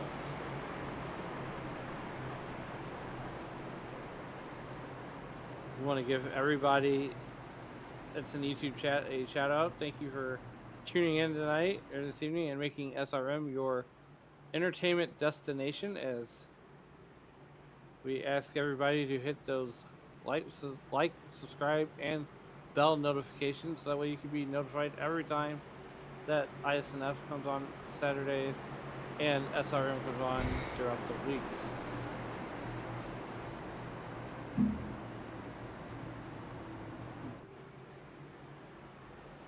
Justin Barkley going to take that outside line there in the 2nd spot. John Hopley is going to stick with the inside line, as that worked out for him. And I got to tell you, John Hopley is not in bad company right now. He's got Matty Funes, who's been up front most of the day, and Isaac Wilson, who's a whale of a restrictor plate. And you know, we still have 36 drivers on this racing surface. Chris Otto showing, I think, a lap down. He lost a lap after everything happened. I dare say he'll find a way to get it back. would probably have to agree with you, as the iRacing.com pace car peels off, giving the field to John Hopefully there, and that number 15 for Rick Ware Racing. They come down through the Geico, or to the trial, towards the Geico restart zone. Matty Fornes is all over Justin Barkley's back bumper, and we are green flag. John Hopefully gonna go out to the lead all by himself with no help, which is really not a spot that you want to be in. The 78 car is not gonna let him get too far ahead, and that 78 car is Brian Treadwell. As we thunder down the back straightaway, the outside line is going to take full advantage of that error by John Hopefully, and they are going to easily pass that inside line. Wow. You know, something about this weather update, John, that I really do love, and that's the variable cloudiness. You know, it's almost like it's real life, where you got some parts of the track that are cloudy, and then some parts that are just real sunny, and the sun could be in your eyes and on one end of the racing surface, and then you don't have any sun at all. Yeah, you know, that's a really neat feature, and you can see it right there from this angle. All the clouds on that side of the track, and as we get down to the other side, it's a little bit sunnier as you're coming down into turn 3 and 4. You don't have to wear sunglasses, but, you know, as it's real bright and real, it's hard to see sometimes. Now we got 3 wide action. We got a car down there on the very bottom. That's Mike Iskander there, and that's number 1 car. Justin Barkley's going to lead this piece going down that little short stretch, but give the advantage to Brian Chu in Jackson Carr in at 13. As the outside line gets a little more organized, and Brian Chu is going to bail on the outside line and put her down on the bottom.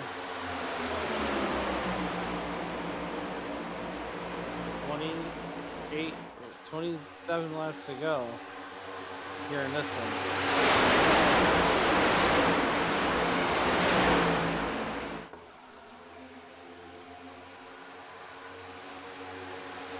Right now, your biggest mover is the race is the 23 car of Joshua Grosso. He's up 27 spots. Tyler Bentley is up 27 spots also. And I say that, and he's running 8th. Joshua Grosso is running 7th.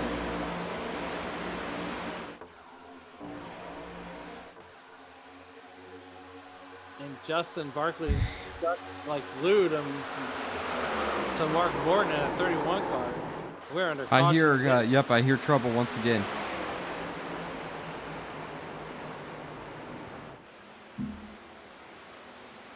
Trying to figure out where it came from here.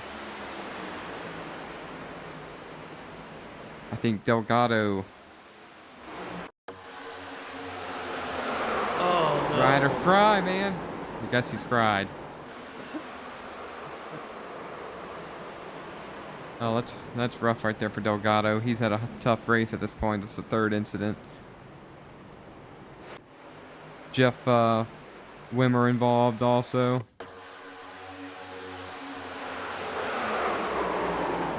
Wow, that was, oh my goodness. Delgado sent Weimer for the spin cycle. Delgado does a slide for life down to the inside line.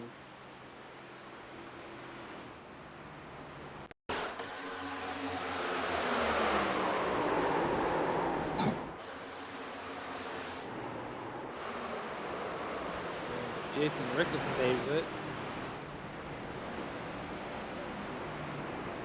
Yeah, a lot of cars involved in that one right there, and that's the problem with Talladega. It seems like you would think with how big this racing surface is that everybody can get away, but it's so fast, you're so close together, that's a lot of times there's just nowhere to go. 21 laps to go, and Mark Morton's leading this race, John, with Justin Barkley right behind him. And if you're Mark Morton, I don't think I want to be leading right now. I want to be coming to the white flag. I really think the safest place to be on the racing surface is the front two. First two in line. You got a handful of takers, including the race leader Mark Morton and others. Justin Barkley staying out. Everybody in the top 11 now stayed out. Starting with Barkley, Fornes, Grosso, Steven Sear, Brett Schneider, Hopley, Jared McCauley, Vanderschmidt, Michael Gervey, Rhea Ferris, and the top 10 now, and Shoemaker all chose to stay out. Yeah, you bring up Rhea Ferris. She's all but overcome that black flag penalty and has found her way up to the top 10. So I want to give Rhea a shout out. And Larry Fairman, Larry Fairman's running 14th. He's up 17 spots right now. Another driver I want to shout out too is Joshua Grosso in that number 23 car. He's up 30 spots. He started 33rd, John, and now he finds himself in the top 3. Yep, 30 positions is impressive, especially at a track like Talladega. Other noticeable big movers are McCauley, who he's been to the front, to the back numerous times, on his roof twice, and running P6. Michael Gervey up 25 positions. Adrian Arenas up 19 positions. Brian Treadwell's up 17 positions in 21st. And even further back, we've got Casey Tomlinson and Tim Henderson both up 11 and 12 positions on their running order for this night also. Well, now we're getting down to the end, John, and it's gonna get really, really good. And I mean, Matty Fornes has held true to his strategy of staying out front. I think he's either listening to you or knows something that we all don't.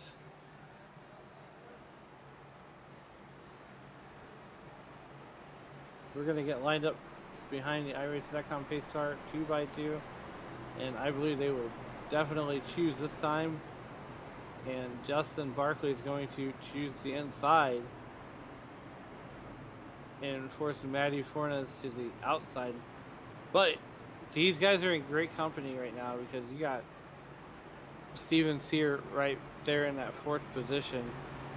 Joshua Grosso, who we've not talked about all day until this caution, they're in that 3rd position. So these guys are definitely going to have a lot of help from their friends until the 2 to go, maybe.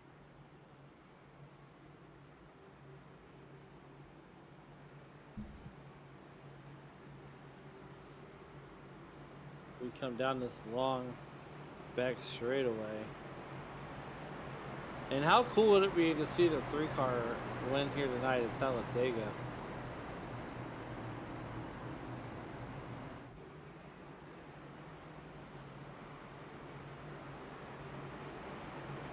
That would bring back a lot of memories. As the Earnhardts pretty much owned this place for the longest times. Or even the 8-car. It would be cool to see the 8-car of Franz Bert Schneider put that car in victory lane. Cheddar's, another restaurant sponsor we have right here. Wasn't it Kyle Busch for the longest time? Was the Cheddar sponsor? Or no? It still is. Not Kyle Busch. It was Tyler Reddick? Yeah, Tyler Reddick. I remember going and there's a Tyler Reddick meal. It's chicken tenders and fries and like I think a Sprite or something. Well, as we come down to the Geico restart zone, to the trial to get to the Geico restart zone, you mentioned Tyler Reddick as we go green flag racing here with 19 laps to go. Yeah. No, wait, my math is not mathing. We're only on lap 72. I'm just trying to be 10 laps ahead of these guys. Justin Barkley is out front. Matty Fornes is right there, stuck like glue. And all I would say, Alan, is there's still plenty of racing left to be had here at Talladega. Lots to change. Many things could. Still 36 drivers on the racing surface. Chris Otto scored last currently. He's 1 lap down. I saw some smoke there, but we're all good. Yeah, he's going to need to get by Robert Lynch in the 35 in order to be in that lucky dog position. So here's Otto right here, Robert Lynch in the 91, several cars in front of him. There's Robert Lynch going to the front even though he's a lap down. 3 wide in that. Enhanced Health 91 for Trackhouse Racing. Chris Van Mastrick takes the lead though over Mark Morton and Justin Barkley, as these guys are one big cohesive unit coming down the turn 3. I think this is going to be the first time that Van Mastert has been on the point, and he's no longer there as Barkley's going to take it back over once again. Well, and that's the thing is, whoa, the 6th car of Laszlo gets a little squirrely and gets to the outside there. He's going to fall back in line behind Barkley and Fornes. And here comes the inside line, and that is Morton trying to get some organization down there on the bottom of the racetrack. Fornes, Barkley still out front. And I got to wonder when is going to be the time? We're at lap 74, 26 laps to go. As my math finally starts mathing. I don't think there's any, I don't think go time is really until, say, 6 or 7 laps to go. I really think that if you're aggressive, you can go from 20th to 1st in 6 or 7 laps. You have to make a lot of aggressive moves. Some drivers might disagree and think it needs to be more around 10 to 12 to go, especially if you're further back. Look at this 3 wide racing right here. This is half the field in that one shot, all under a blanket, less than a 10th apart. So whoa, the big car makes a bonsai move to the middle lane. And you see right now, everybody, sorry to cut you off, everybody jockeying for position with this 3-car wide racing. This makes your ability and potential to get to the lead much better when all these cars get bunched up like this. Well, you see that big gap there between Robertson and Rhea Ferris. Rhea Ferris is starting to close in on Charles Robertson there in that 4-car. And look, I would love to see Rhea Ferris win, but I would love to see a Toyota helping her out. She's very against Toyotas. That would be funny. She's gonna hit the apron. With 149 starts, and 0 wins, it would be cool to see the, as they call her, chief cook bottle washer, Tony Trapasso would say that, steal one here at Talladega as she's fallen back to 21st with the mess of cars right in front of her. I don't know how much longer these guys can do this. Oh, here she comes. Sorry to cut you off. Comes to the middle lane. She's got tired of the inside lane. If you're willing to risk it for the biscuit, there's a lot that you can take advantage of right here at 3 wide racing. I see a lot of holes right here. There's some trouble. Ryder Fry going down again. Rhea Ferris involved. Many other drivers involved. Parking lot on the backstretch into turn 3. Oh no.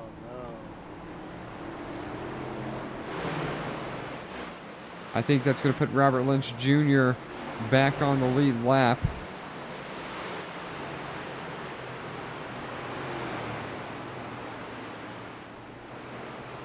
Trying to show you what happened.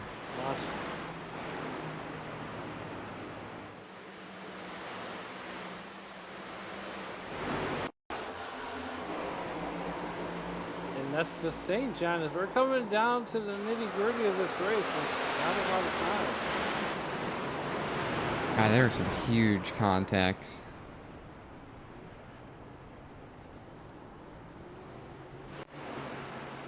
Alright, so that being said, I expect to see Robert Lynch Jr. get the wave around here, that number 91.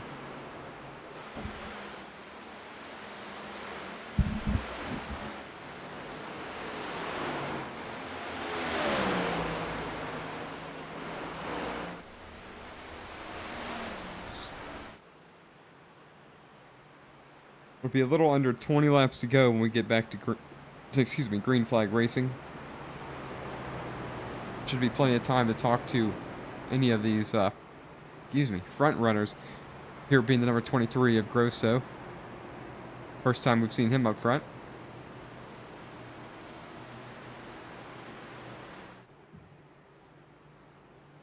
Funny how you mention that, because you ask and you shall receive.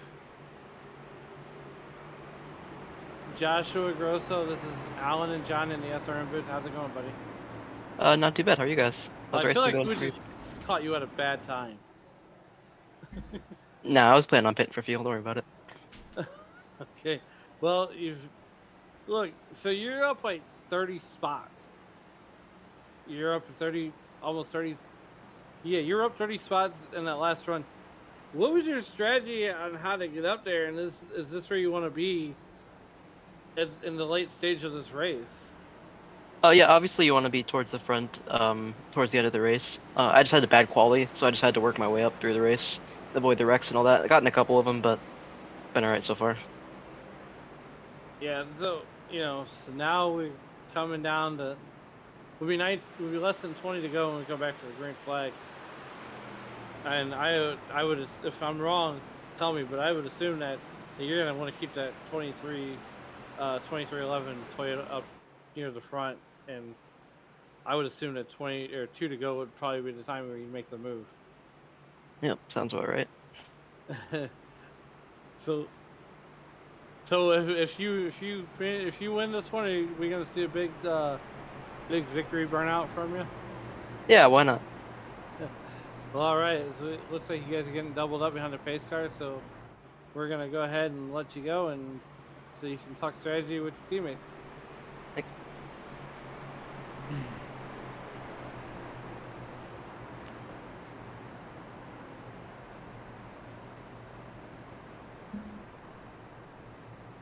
So it's been about a consensus that the strategy has been, they're gonna take your approach to it, John, to stay out front and keep it out front. And there you see Chris Otto in that number 60 car. BuildSubmarines.com sponsored. And you know what? I'm showing Chris Otto back on the lead lap, not Robert Lynch Jr. I think he might have got out front of Robert Lynch Jr. right when that caution came out. That's good news for the RFK Racing driver. We'll see what he has for the rest of the field. And this is what you can only wish for as a driver at Talladega. I'm stuck a lap down. Just give me a chance. Give me a chance with 20 to go, back on the lead lap. I would suspect that he's going to be there at the end. Well, everybody's going to be there at the end, or they're going to be on a hauler. Well, speaking of hauler, Shane Posey is the first one on the hauler tonight. Matt Mettler decided he was going to park it second, and then Jaden Wicks, Michael Kirby is the last driver to call it a night, or the latest driver to call it a night. So with that being said,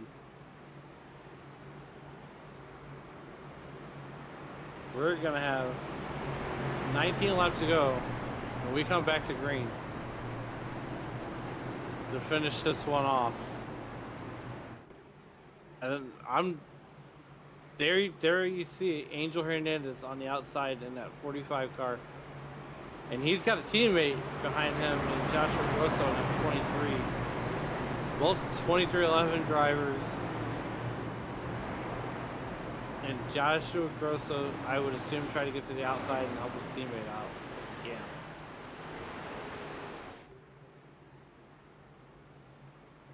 The field makes their way down through turns 3 and 4 here at Talladega Superspeedway. Once again, we want to thank everybody in the YouTube chat for chiming in, making the discussion cool. You know, even earlier in the race,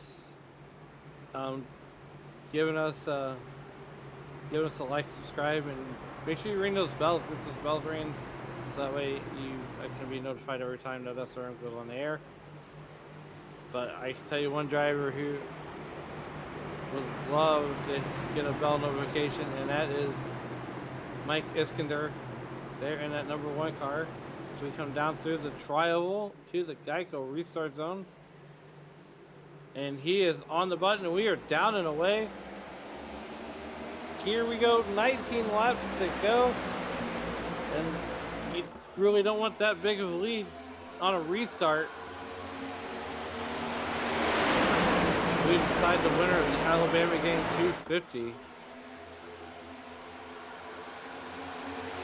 Yeah, only 20 laps to go here. You know, these laps are going to go away rather quickly. It's not going to take too long, and things are going to happen. I think we'll see another couple cautions here. It's going to shake the field up, shake it up a couple more times. We're going to see different drivers up front. Even still, as you got Hernandez now to the point. Jackson's again there. Fornes, and things just change in a hurry here whenever you're at Talladega, especially in large fields. Well, there's one thing I do agree with you with. I think the field's going to change, but I don't think it's going to come at the expense of caution. I think we're going to stay green the rest of the way. That's pretty wishful thinking.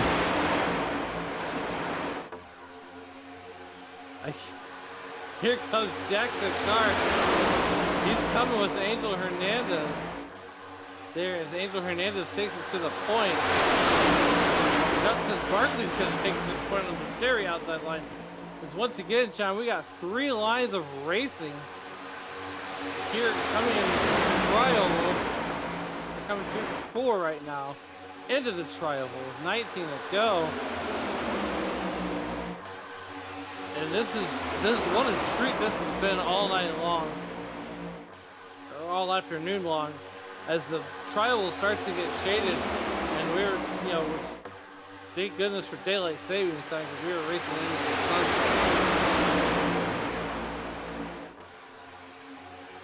These guys are finally going to get settled down, and outside line is going to overpower the. Whoa, we got trouble again, and as you were saying, well, caution number 12, lap 8, cars going everywhere, blowing up on the surface. Everybody is getting out of the way as fast as they possibly can. I'll take McCurl with the side of mashed potato. Bryce Shoemaker was involved. Man, mashed potatoes certainly sound good right now.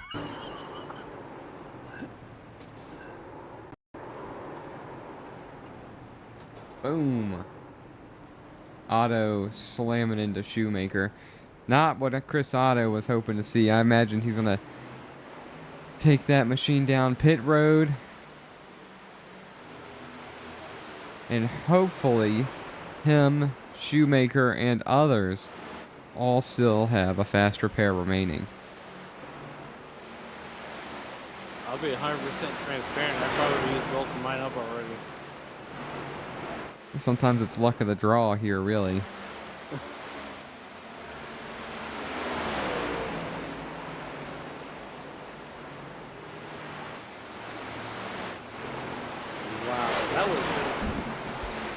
And that's the thing is now, you know, with 17 to go, the sense of urgency ramps up to 100. And some of these drivers may not feel like there's a whole lot of time. And like you said, that's a byproduct of restrictor plate racing. And a lot of these guys are talented restrictor plate racers in this field. And John, I would be remiss to put these guys in in any league, and they'd probably go out and have a good showing.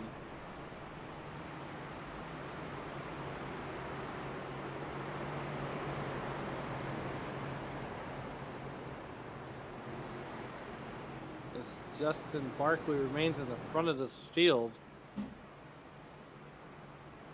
Jason Ricketts is right there, just outside of the top 10. Is Isaac Wilson or Brian Chu available for interview? These guys have been up front the whole race. We can do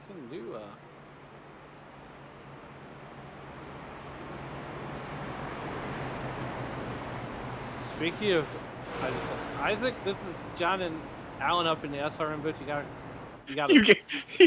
you guys caught me mid tantrum talking about Cody Ware, but yeah, I got you guys. Hey. I was telling Rick Ware have fun having that car be last every single race because they took Casgrall out.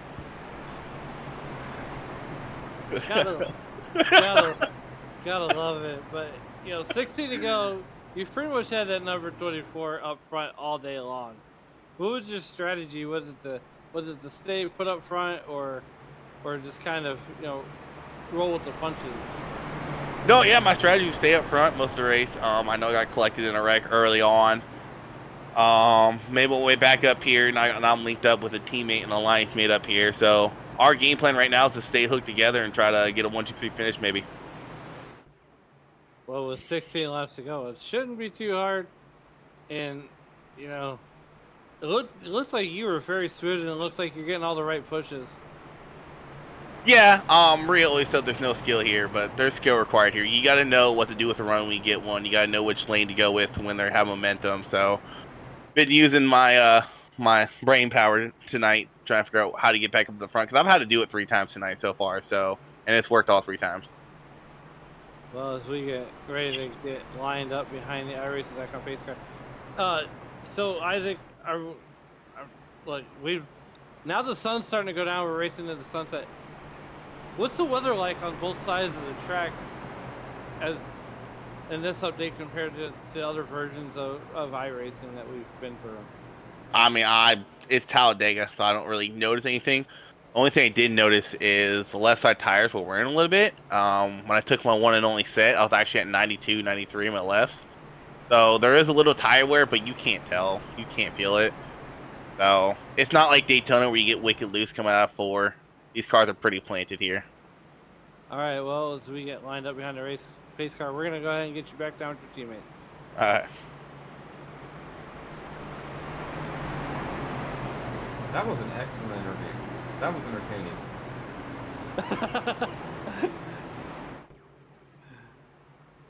Man, well, what's going to be entertaining is these last 15 laps, John.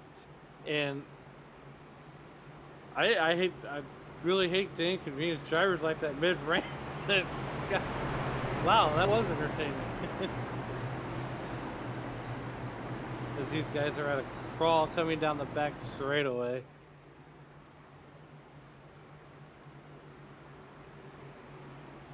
Right now, so right now we got 50 laps. We're going to restart with 14 to go. We got Justin Barkley in the race lead. We got Brian Shu to his outside. Isaac Wilson, he just heard from, is on the inside of that second row. Joey Maines, his teammate, is to his outside. Running P5 is Matty Fornes. Jared McCauley up 22 spots in that tank car. He's passed the field more than once, been on his roof more than once. Angel Hernandez is on the inside of that on that 4th row there. He's up 1 spot. Joshua Grosso up 25 spots. He's in. Charles Roberson in that 54 car is in 9th. 10th is Christian Masterks. As we get ready to come down the short stretch into the tri-oval, and the iRacing.com pace car will peel off, make a hard left turn, giving the field back to Justin Barkley as we come through the tri-oval and get ready to come down for the green flag. As we get ready to come down to the Geico restart zone, and we are down and away.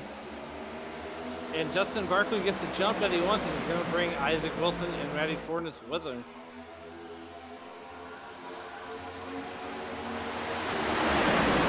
Wilson's gonna jump to the outside. Justin Barkley gotta go to block. Does Maddie Ford and Angel Hernandez have anything for that? They try to muster up some organization on the inside line.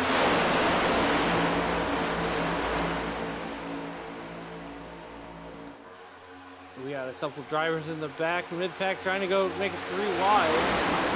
Looks like Franz Berschneider there, and the number 8 car is going to try to make it 3 wide. Justin Barkley continuing to lead this piece. Brian Shue running 3rd position right now. Joey Maines, he's right there in P4, and there's single file. We're going to see a 5-star breakaway.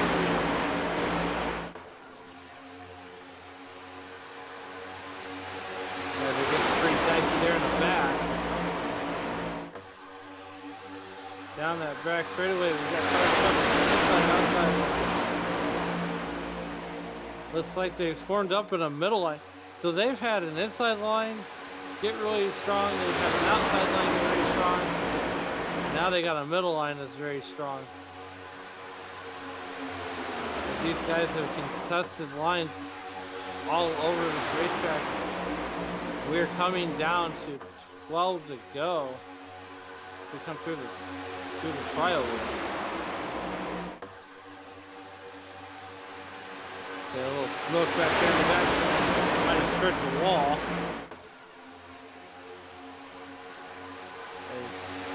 Isaac Wilson stays glued to the back bumper of Justin Barkley. All right. Sorry for my miniature break, Alan. You know I'm feeling rough tonight, but anyway, all right, 12 to go.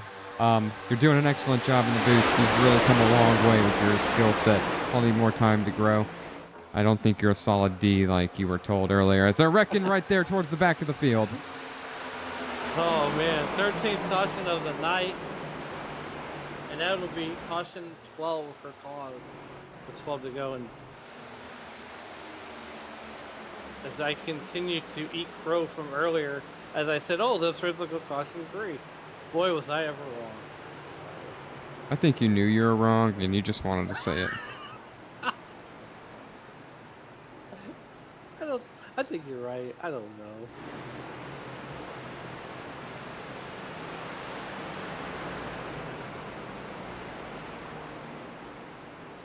I don't think anybody's going to come in with 11 laps to go. There's Henderson backwards after the wreck. I love this.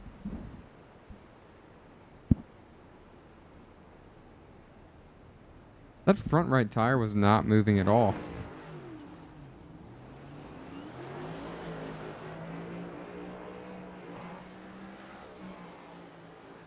That's a rough night for Tim Henderson. I thought he would pull the Days All right, of that was Thunder pretty move impressive. That was awfully impressive. That turn right there. Did he do the Days of Thunder move and 180 it? He sure did. I'm just gonna watch Days of Thunder now. You know what, John? We're gonna dial up a driver we have not had an opportunity to talk to tonight, and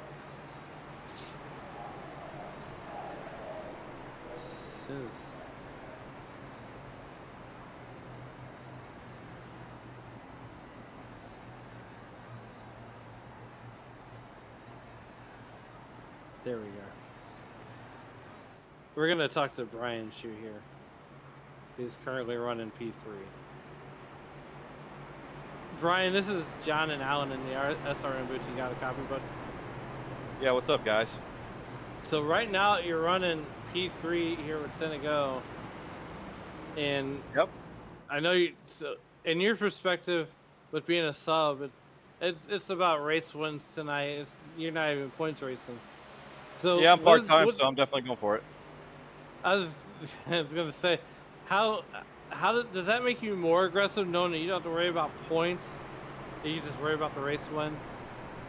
I mean, I'm going to be aggressive to try to get the win, but I'm not going to be aggressive to be stupid and wreck somebody. that's racing for points. So, I mean, I've been pretty good at these at Talladega Daytona at these plate races. So some guys trust me. I don't know about this bottom line, so I don't know. We're just gonna go for the win. I will be aggressive, but not over aggressive to get some of these full-time guys in a jam. Yeah, and you know, as we're looking at the running order, you're in pretty good company with in respect of drafting help. You know. Yeah, I got some friends around, some alliance mates. So and I've been racing a lot with Barkley as well. So in foreign, so top 5, 6 guys, I all trust them and racing around a while. So I think it should be a fun finish here, and let the best man win. Yeah, well, we'll go ahead and get you back down to your teammates, and hopefully we'll be talking to you on the other side of this thing, and as we close this one out. I hope so too, brother. Appreciate it. Yeah, and that is Brian Chu driving the number 47 car for JTG Darty Racing. And John, he's been one of those guys. He's a substitute out of 138 starts. He's part-timer this year out of Fort Myers, Florida. He's got 2 wins, 74 top 10s, and 18 DNFs. So I mean, not a bad run with these guys.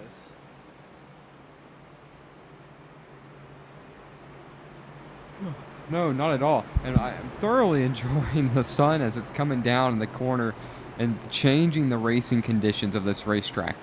We're just at the 2 hours racing time. We've been working on this one for a while. Drivers at this point are certainly a bit worn out, and notice there are no lights on this racing surface. Yeah, so there are no lights. I would hope there would be lights, because how fun would Talladega be under the lights? Oh, Talladega under the lights would just be amazing. I'm telling you now, if I'm quite certain that if Talladega ever had lights around it and did a night race, I'm sure the annual trip would be to Talladega and not Homestead, Miami. I would want to say yes, but Talladega is a hard track to get to. It's not just outside of a major hub like Miami or Vegas, and so you'd have to fly into Birmingham, and then everybody would have to commute there, which is sort of unfortunate. Well, I can tell you one thing. Justin Barkley is getting ready to would love to commute to that checkered flag, but we got 9 laps to go to get there. As the iRacing.com pace car makes that hard left turn, and he's going to put the field back into Justin Barkley's hands. And the thing is, too, if you're Isaac Wilson, you got to be super careful on these restarts and not be. You want to be even, but you don't want to be ahead of the leader. And right now, with 9 to go, that would be a huge mistake if you were to jump a restart. But Justin Barkley is going to bring it down to the Geico restart zone, and we are back to green flag action with 8 laps to go as they cross the line. Isaac Wilson on the inside line. He's got Matty Fornes. Justin Barkley's got Matty Fornes to his outside, glued to his back bumper once again. And a lot of these guys, here comes Angel Hernandez. He's going to take 3rd. Trouble once again.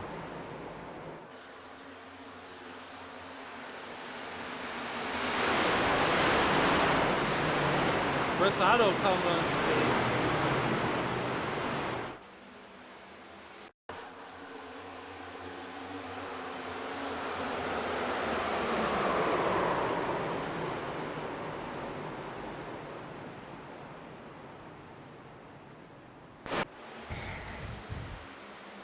We're going to be in for an excellent finish once we get down to the end of this one. We just got to get to the last 2 laps first. But it's Talladega. It's hard to do. I mean, there's always going to be something that's going on. I mean, there's a lot of action going on all over the racetrack as we are under the 14th caution, 13th for cause, and it has been all Justin Barkley the last half of this race, really. If you think about it. I mean, he's fended off charges from Matty Fornes, Isaac Wilson, Angel Hernandez, Ryan Chu. But I want to touch on a driver who we haven't had a chance to really talk about also, and that's Casey Tomlinson. He's up 34 spots. He finds himself riding in the 5th position. Yeah, that's a driver we haven't really talked much about today. Bunch of starts out of Virginia, 0 wins. 10 top 10s. Looking to make that 11 top 10s, maybe something even better. He would love to do 5 spots better and get himself a win. Try to steal one. It's anybody's game right now.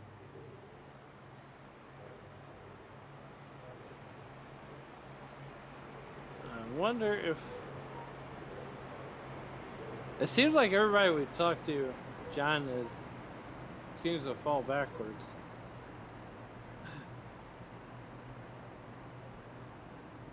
And I imagine this would be a quick caution. As I would. Wow, look at that sunset, man! Just off the back side of the stands there. And I don't know what it is about these restaurant-inspired paint schemes tonight, but Casey Tomlinson driving for Spire Motorsports this year. And it looks like we got a car taking a wave around.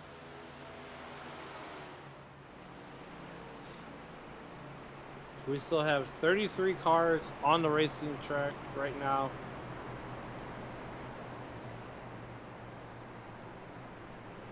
Justin Barkley continues to lead this piece. He started I want to say 12th. He's up 11 spots. Casey Tomlinson started 34. And that might have been one of those strategies where he just like, I'm going to ride in the back and get there when it counts. You don't have to lead all the laps, you just got to lead the lap that counts. And that's the true. last lap. You can run last for 99 of 100 laps. Only the last one that matters. As Ace High Racing says he smashed the like button. iSNF TV says that is the stage that was a while ago. Robert Wyckoff was cheering on Brian Chu there in that 47 as a sub.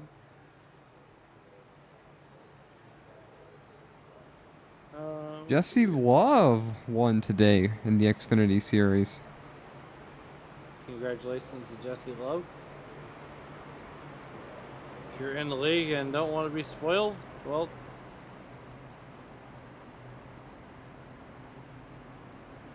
Sorry. yeah, that's all right. I had a real bad habit of doing that when I was a child. I would be so excited who won the NASCAR race, and I'd tell my uncle who won, and he'd be like, man, I was going to watch that later. I can't watch things like that post live. It doesn't do the same thing for me. Now, iRacing is different. I like to come back sometimes and review and see how we've called a race or what happened in the race that I was driving in. You know, and it gives you sort of kind of a mid-morning noise in the background. It kind of helps keep me awake at work as we come down the back straightaway. Real quick story though, my uncle used to go to the Brickyard 400 when it was on the oval, and he would be the only guy. Yes, he was the only guy that would ever buy a ticket that could fall asleep at a live NASCAR race. And my son.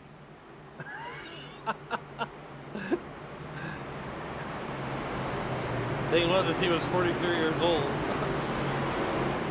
My uncle was. I can tell you right now, we're not falling asleep as we come through turns 3 and 4 and get ready to come back to green flag, and we're gonna have 4 to go. We're gonna have 4 laps to go when we get back across the line. to finish this one out. And a lot of storylines coming, and my favorite one is Casey Thomas, and they're running 5th position currently. He started deep in the field. And Angel Hernandez, he finds himself up 5 spots. So as the iRacing.com pace car gives the field back to Justin Barkley, who's now in control, coming through the tri-oval, through the Geico restart zone, and we are back to green flag racing. Isaac Wilson gonna give Matty Fornes a shove. 4 laps to go.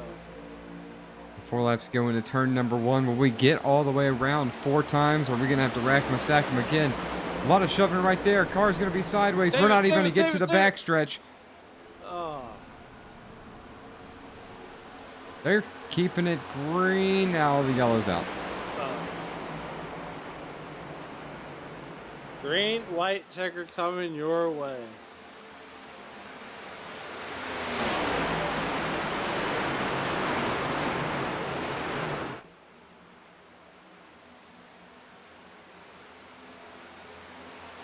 All right.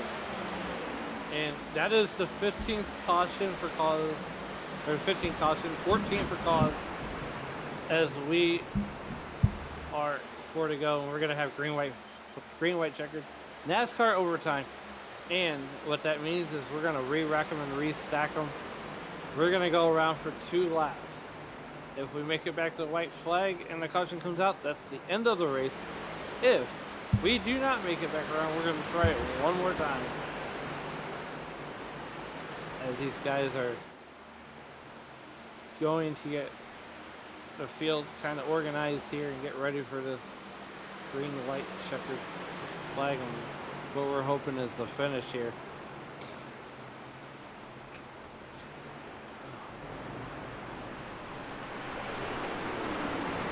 And Casey Thomason finds himself still riding in that top 5. And I would suspect this is probably going to be a quick caution period. Everhart's in the pit. Fisk is in the pit. And Steven Shue is also in the pits.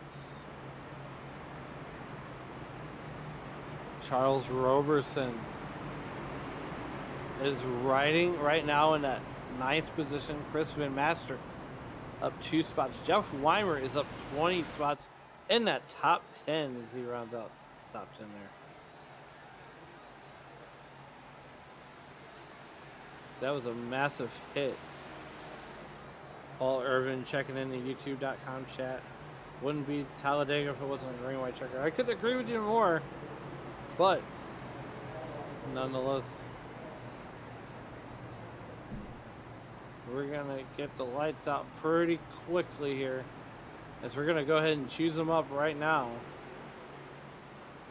Once again, we'd like to thank everyone in the US and the YouTube.com live chat for making SRM your entertainment destination on a Saturday evening. Here, make sure you hit the like, subscribe, and bell notifications, so that way you guys can be notified every time the SRM comes on the air. So we got 3 laps to go. The lights on the iRacing.com pace car are extinguished. Or they're on. They're going to be extinguished this time by. And these guys are antsy to get lined up. Come down that long back straightaway. And the turn number 3 is where we're headed. Sun setting here in Talladega, Alabama, just south of Birmingham, Alabama. And they're running out of time quickly to get this race in under green here. You're not going to see the sun anymore. It's below the horizon just about out there off of turns 3 and 4. It's going to be a couple laps to go. Are we going to get all the way around to the white flag, or is there going to be chaos and we're going to do this 3 times? I think we're going to get all the way around there. That's 2 laps. I mean, come on. It's 2 laps, and then half the field can win this race still. You're not wrong. Notables: The Ria iRacing- Ferris 25th, Grosso 14th, Weimer 10th, Otto 12th, Barkley up front. Well, with that being said, John, we're going to get ready and go back to green flag racing. Justin Barkley, Matty Fornes brings him to the Geico restart zone, and we are down and away. Can we get back around for 2 to go? Well, we're popsicle sticks right now, and here comes Isaac Wilson on the inside. Justin Barkley is going to protect, and he's got to make that car 5 wide. Matty Fornes glued to his back bumper once again, who hasn't let go of that yellow back bumper all race long. We are down the back straightaway. Can we make it around the next lap? They got 2 corners left to do it. Matty bails on Justin Barkley to go to the inside.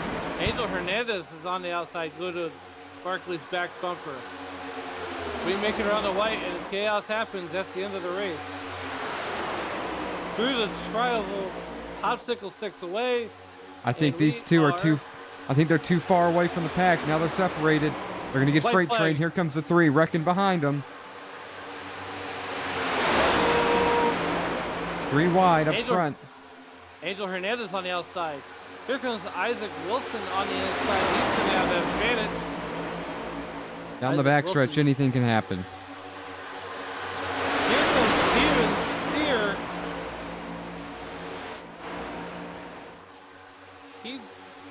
Joey Maines is right behind Isaac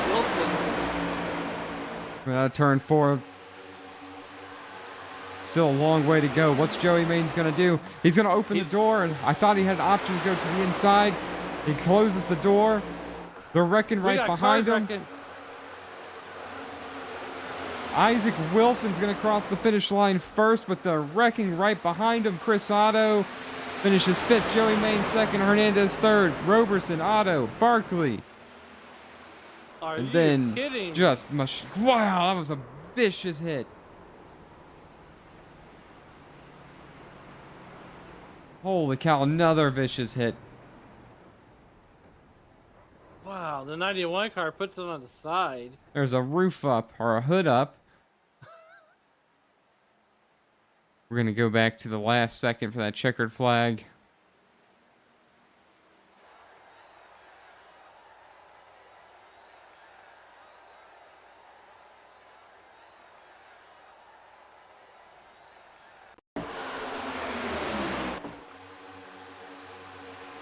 Watch the checkered flag one more time. Isaac Wilson leading in the 3 and 4.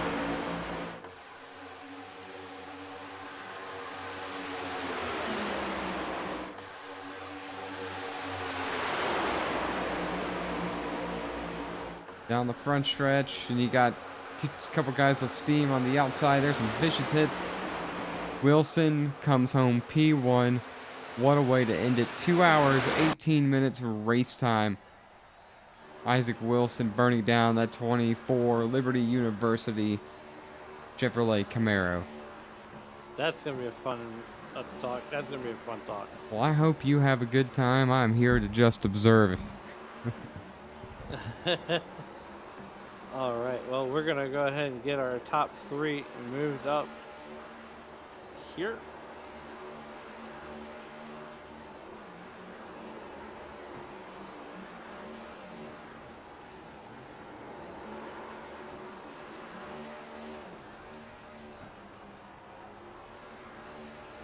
And we are going to... Angel, this is Alan and John in the SRM booth. How's it going, bud? Good, how about you guys? Top 3 finished, and look, I'm becoming more and more of a fan every week that I watch this series. What's your secret sauce to always being there at the end of these races? Luck, I guess. I don't know. I don't really do anything special. I just try and run up front, and then for some reason I end up staying ahead of the wrecks. Sometimes. I've seen that all the time. So, you know, now that we've put we closed this chapter of the book and we had the Dover, what's your mindset as we go from a 2-point 6 mile super speedway to a 1 mile concrete short track essentially. Like every week, just try and survive. Just run up front, hopefully do good, but like I said, just do the best I can on my part. Well, look, is there anybody that you'd like to thank that helped get you here tonight? Yeah, all the guys in the JGR chat, Michael, Josh, all them. All right, well, Angel, like I said, it's been a blast watching you tonight here from Talladega, and we'll see you in Dover, Delaware next Saturday night. All right, thank you guys.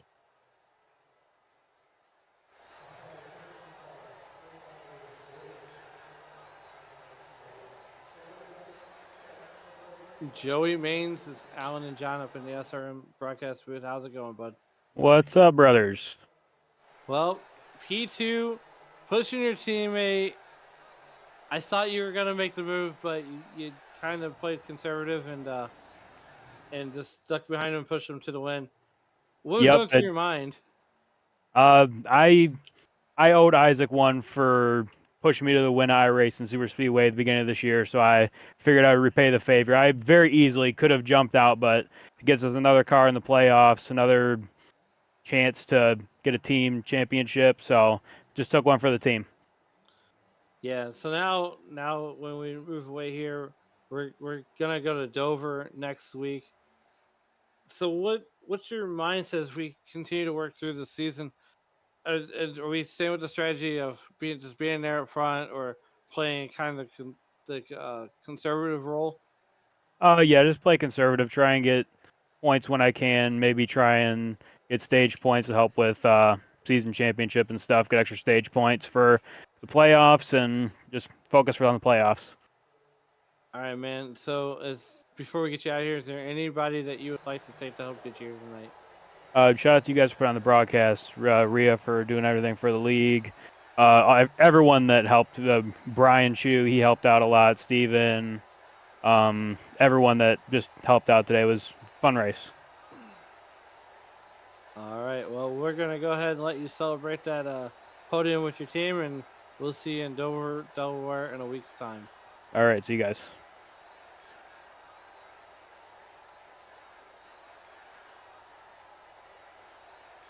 And last but certainly not least, your race winner, Isaac Wilson. Isaac, it's John and Alan up in the SRM booth. How's it going? First and foremost, I told everybody in my child's gonna do this. I gotta do it. What's up, brother? So look, we chat with you mid race, and you're on a rant. You're in the middle of a rant. Right. So you're in the middle of a rant. And now I would be remiss if I say you weren't in good company there on the closing stage of that race with Joey Maines behind you. Did you think for a minute that he might step out, or did you think he was going to go with you? Or was that the if he would have stepped out when Michigan kicked his butt. No, I pushed him to win an iRacing Super Speedway earlier in the season, so we had talked about it, and if the roles were reversed, he would do the same, and so that's what we were at. Man, I've came close so many times. I should have won Texas earlier this year. Cautions just didn't work in my favor. I technically won Atlanta last season, but I went below the red. So came in second this year at Atlanta. So I'm like, I knew the win was coming. Was preferring it not be at a super speedway because I'll never hear the end of it. No skill, but I mean, you can't call that. There's no skill what I did. I got one hell of a run on Matt and Barkley there coming past the going into turn one on the last lap, and I saw Joey behind me, and I'm like, all right, let's get this win. And we came out of turn four. I saw no run coming, and I knew I had it. So I was screaming. I was happy. Yeah, and Talladega. Look, I disagree with Rhea, and everybody says there's no skill.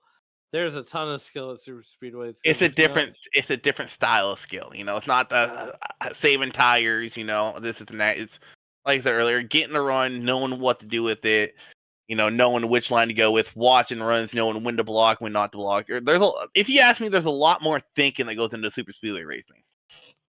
All right. Well, on that note, is there anybody that you would like to thank that helped get you here tonight? I mean, the first and foremost thank you has to go to Joey pushing me to the win and not stepping out and trying to take it away from me. I got to thank my wife. You know, she's out there gaming, streaming. She probably heard me screaming, so I might go out there and get yelled at for yelling. But got to thank Rhea for putting the show on week in and week out. Sometimes she frustrates the hell out of me with the last minute calls. You know, one tire set a couple weeks ago, 2 fast repairs here tonight. But you know, she busts her ass to put the show on week in and week out. Got to thank you guys for broadcasting. I broadcast myself, and I know how stressful and annoying and boring it can get at times. So the fact that you guys show up week in and week out and put on one hell of a show, you got to give you guys credit for that too. Yeah, and so now we close the book on this. We got to Dover. Isaac, once again, congratulations on the win, and hopefully this is the first of many times we get to talk to you. And well, this is technically supposed to be 3, so.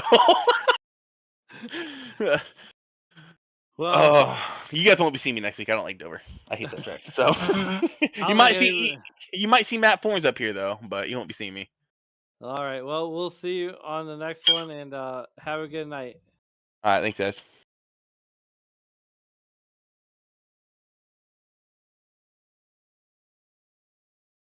All right, John, and this is just about gonna do it for the race here at Talladega. Once again, as we close the chapter on this book, and we head to the great state of Delaware, and as we bring the race results up on the screen here, we got Isaac Wilson taking the win here tonight over Joey Maines. Angel Hernandez will take the 3rd spot, round up the podium. Charles Robinson will come home P4, up 7 spots. Justin Barkley will finish P5. Finishing 6th position will be Chris Otto. Matty Dornis will be 7th. 8th will be Jeff Weimer. Jack Yeagerman will bring home P9. Jackson Carr will bring home 10th. Up 28 spots will be Casey Tomlinson in that 11th spot. Curtis Kelly will bring it home 12th. Joshua Grosso will bring it home 13th. Christian Delgado will bring the Wendy's car home 14th. Mark Morton will bring it home 15th. Franz Bergschneider will bring it home 16th. Adrian San Jose Arenas will bring it home 17th. Larry Fairman will bring it home 18th. 19th will be Robert Leach Jr. Rounding out your top 20 will be Chris Van Mastrix. Finishing 21st will be Rosa Laszlo. 22nd will be Mike Iskander. Rhea Ferris, the chief cook and bottle washer here at iSNF, will bring it home 23rd. Michael Hagstrom will bring it home 24th. 25th will be Michael Everhart. Steven Sire will bring it home 26th. Bryce Shoemaker will bring it home 27th. Tyler Bentley will be 28th. Jason Ricketts will bring it home 29th. John Hopley will bring it home 20th. Brian Shue will bring it home 31st. Matthias Busk will bring it home 33rd. Or will bring it home 32nd, sorry. Jared McCauley will bring it home 33rd. 34th will be Tim Henderson. And 35th will be Brian Treadwell. Michael Garfield will bring it home 36th. Jaden Wicks will bring it home 37th. Matt Metler will bring it home 38th. And winning your race to the beer stand tonight will be Shane Posey. We'll round out your field. And that, my friends, will just about do it here from Talladega. As we close this chapter once again on Talladega, and we will head to the great state of Delaware as we go to Dover, Delaware next Saturday night for SRM Sim Racing Media. I'm Alan Bergen and Jonathan Leach as we say goodnight from Talladega Superspeedway.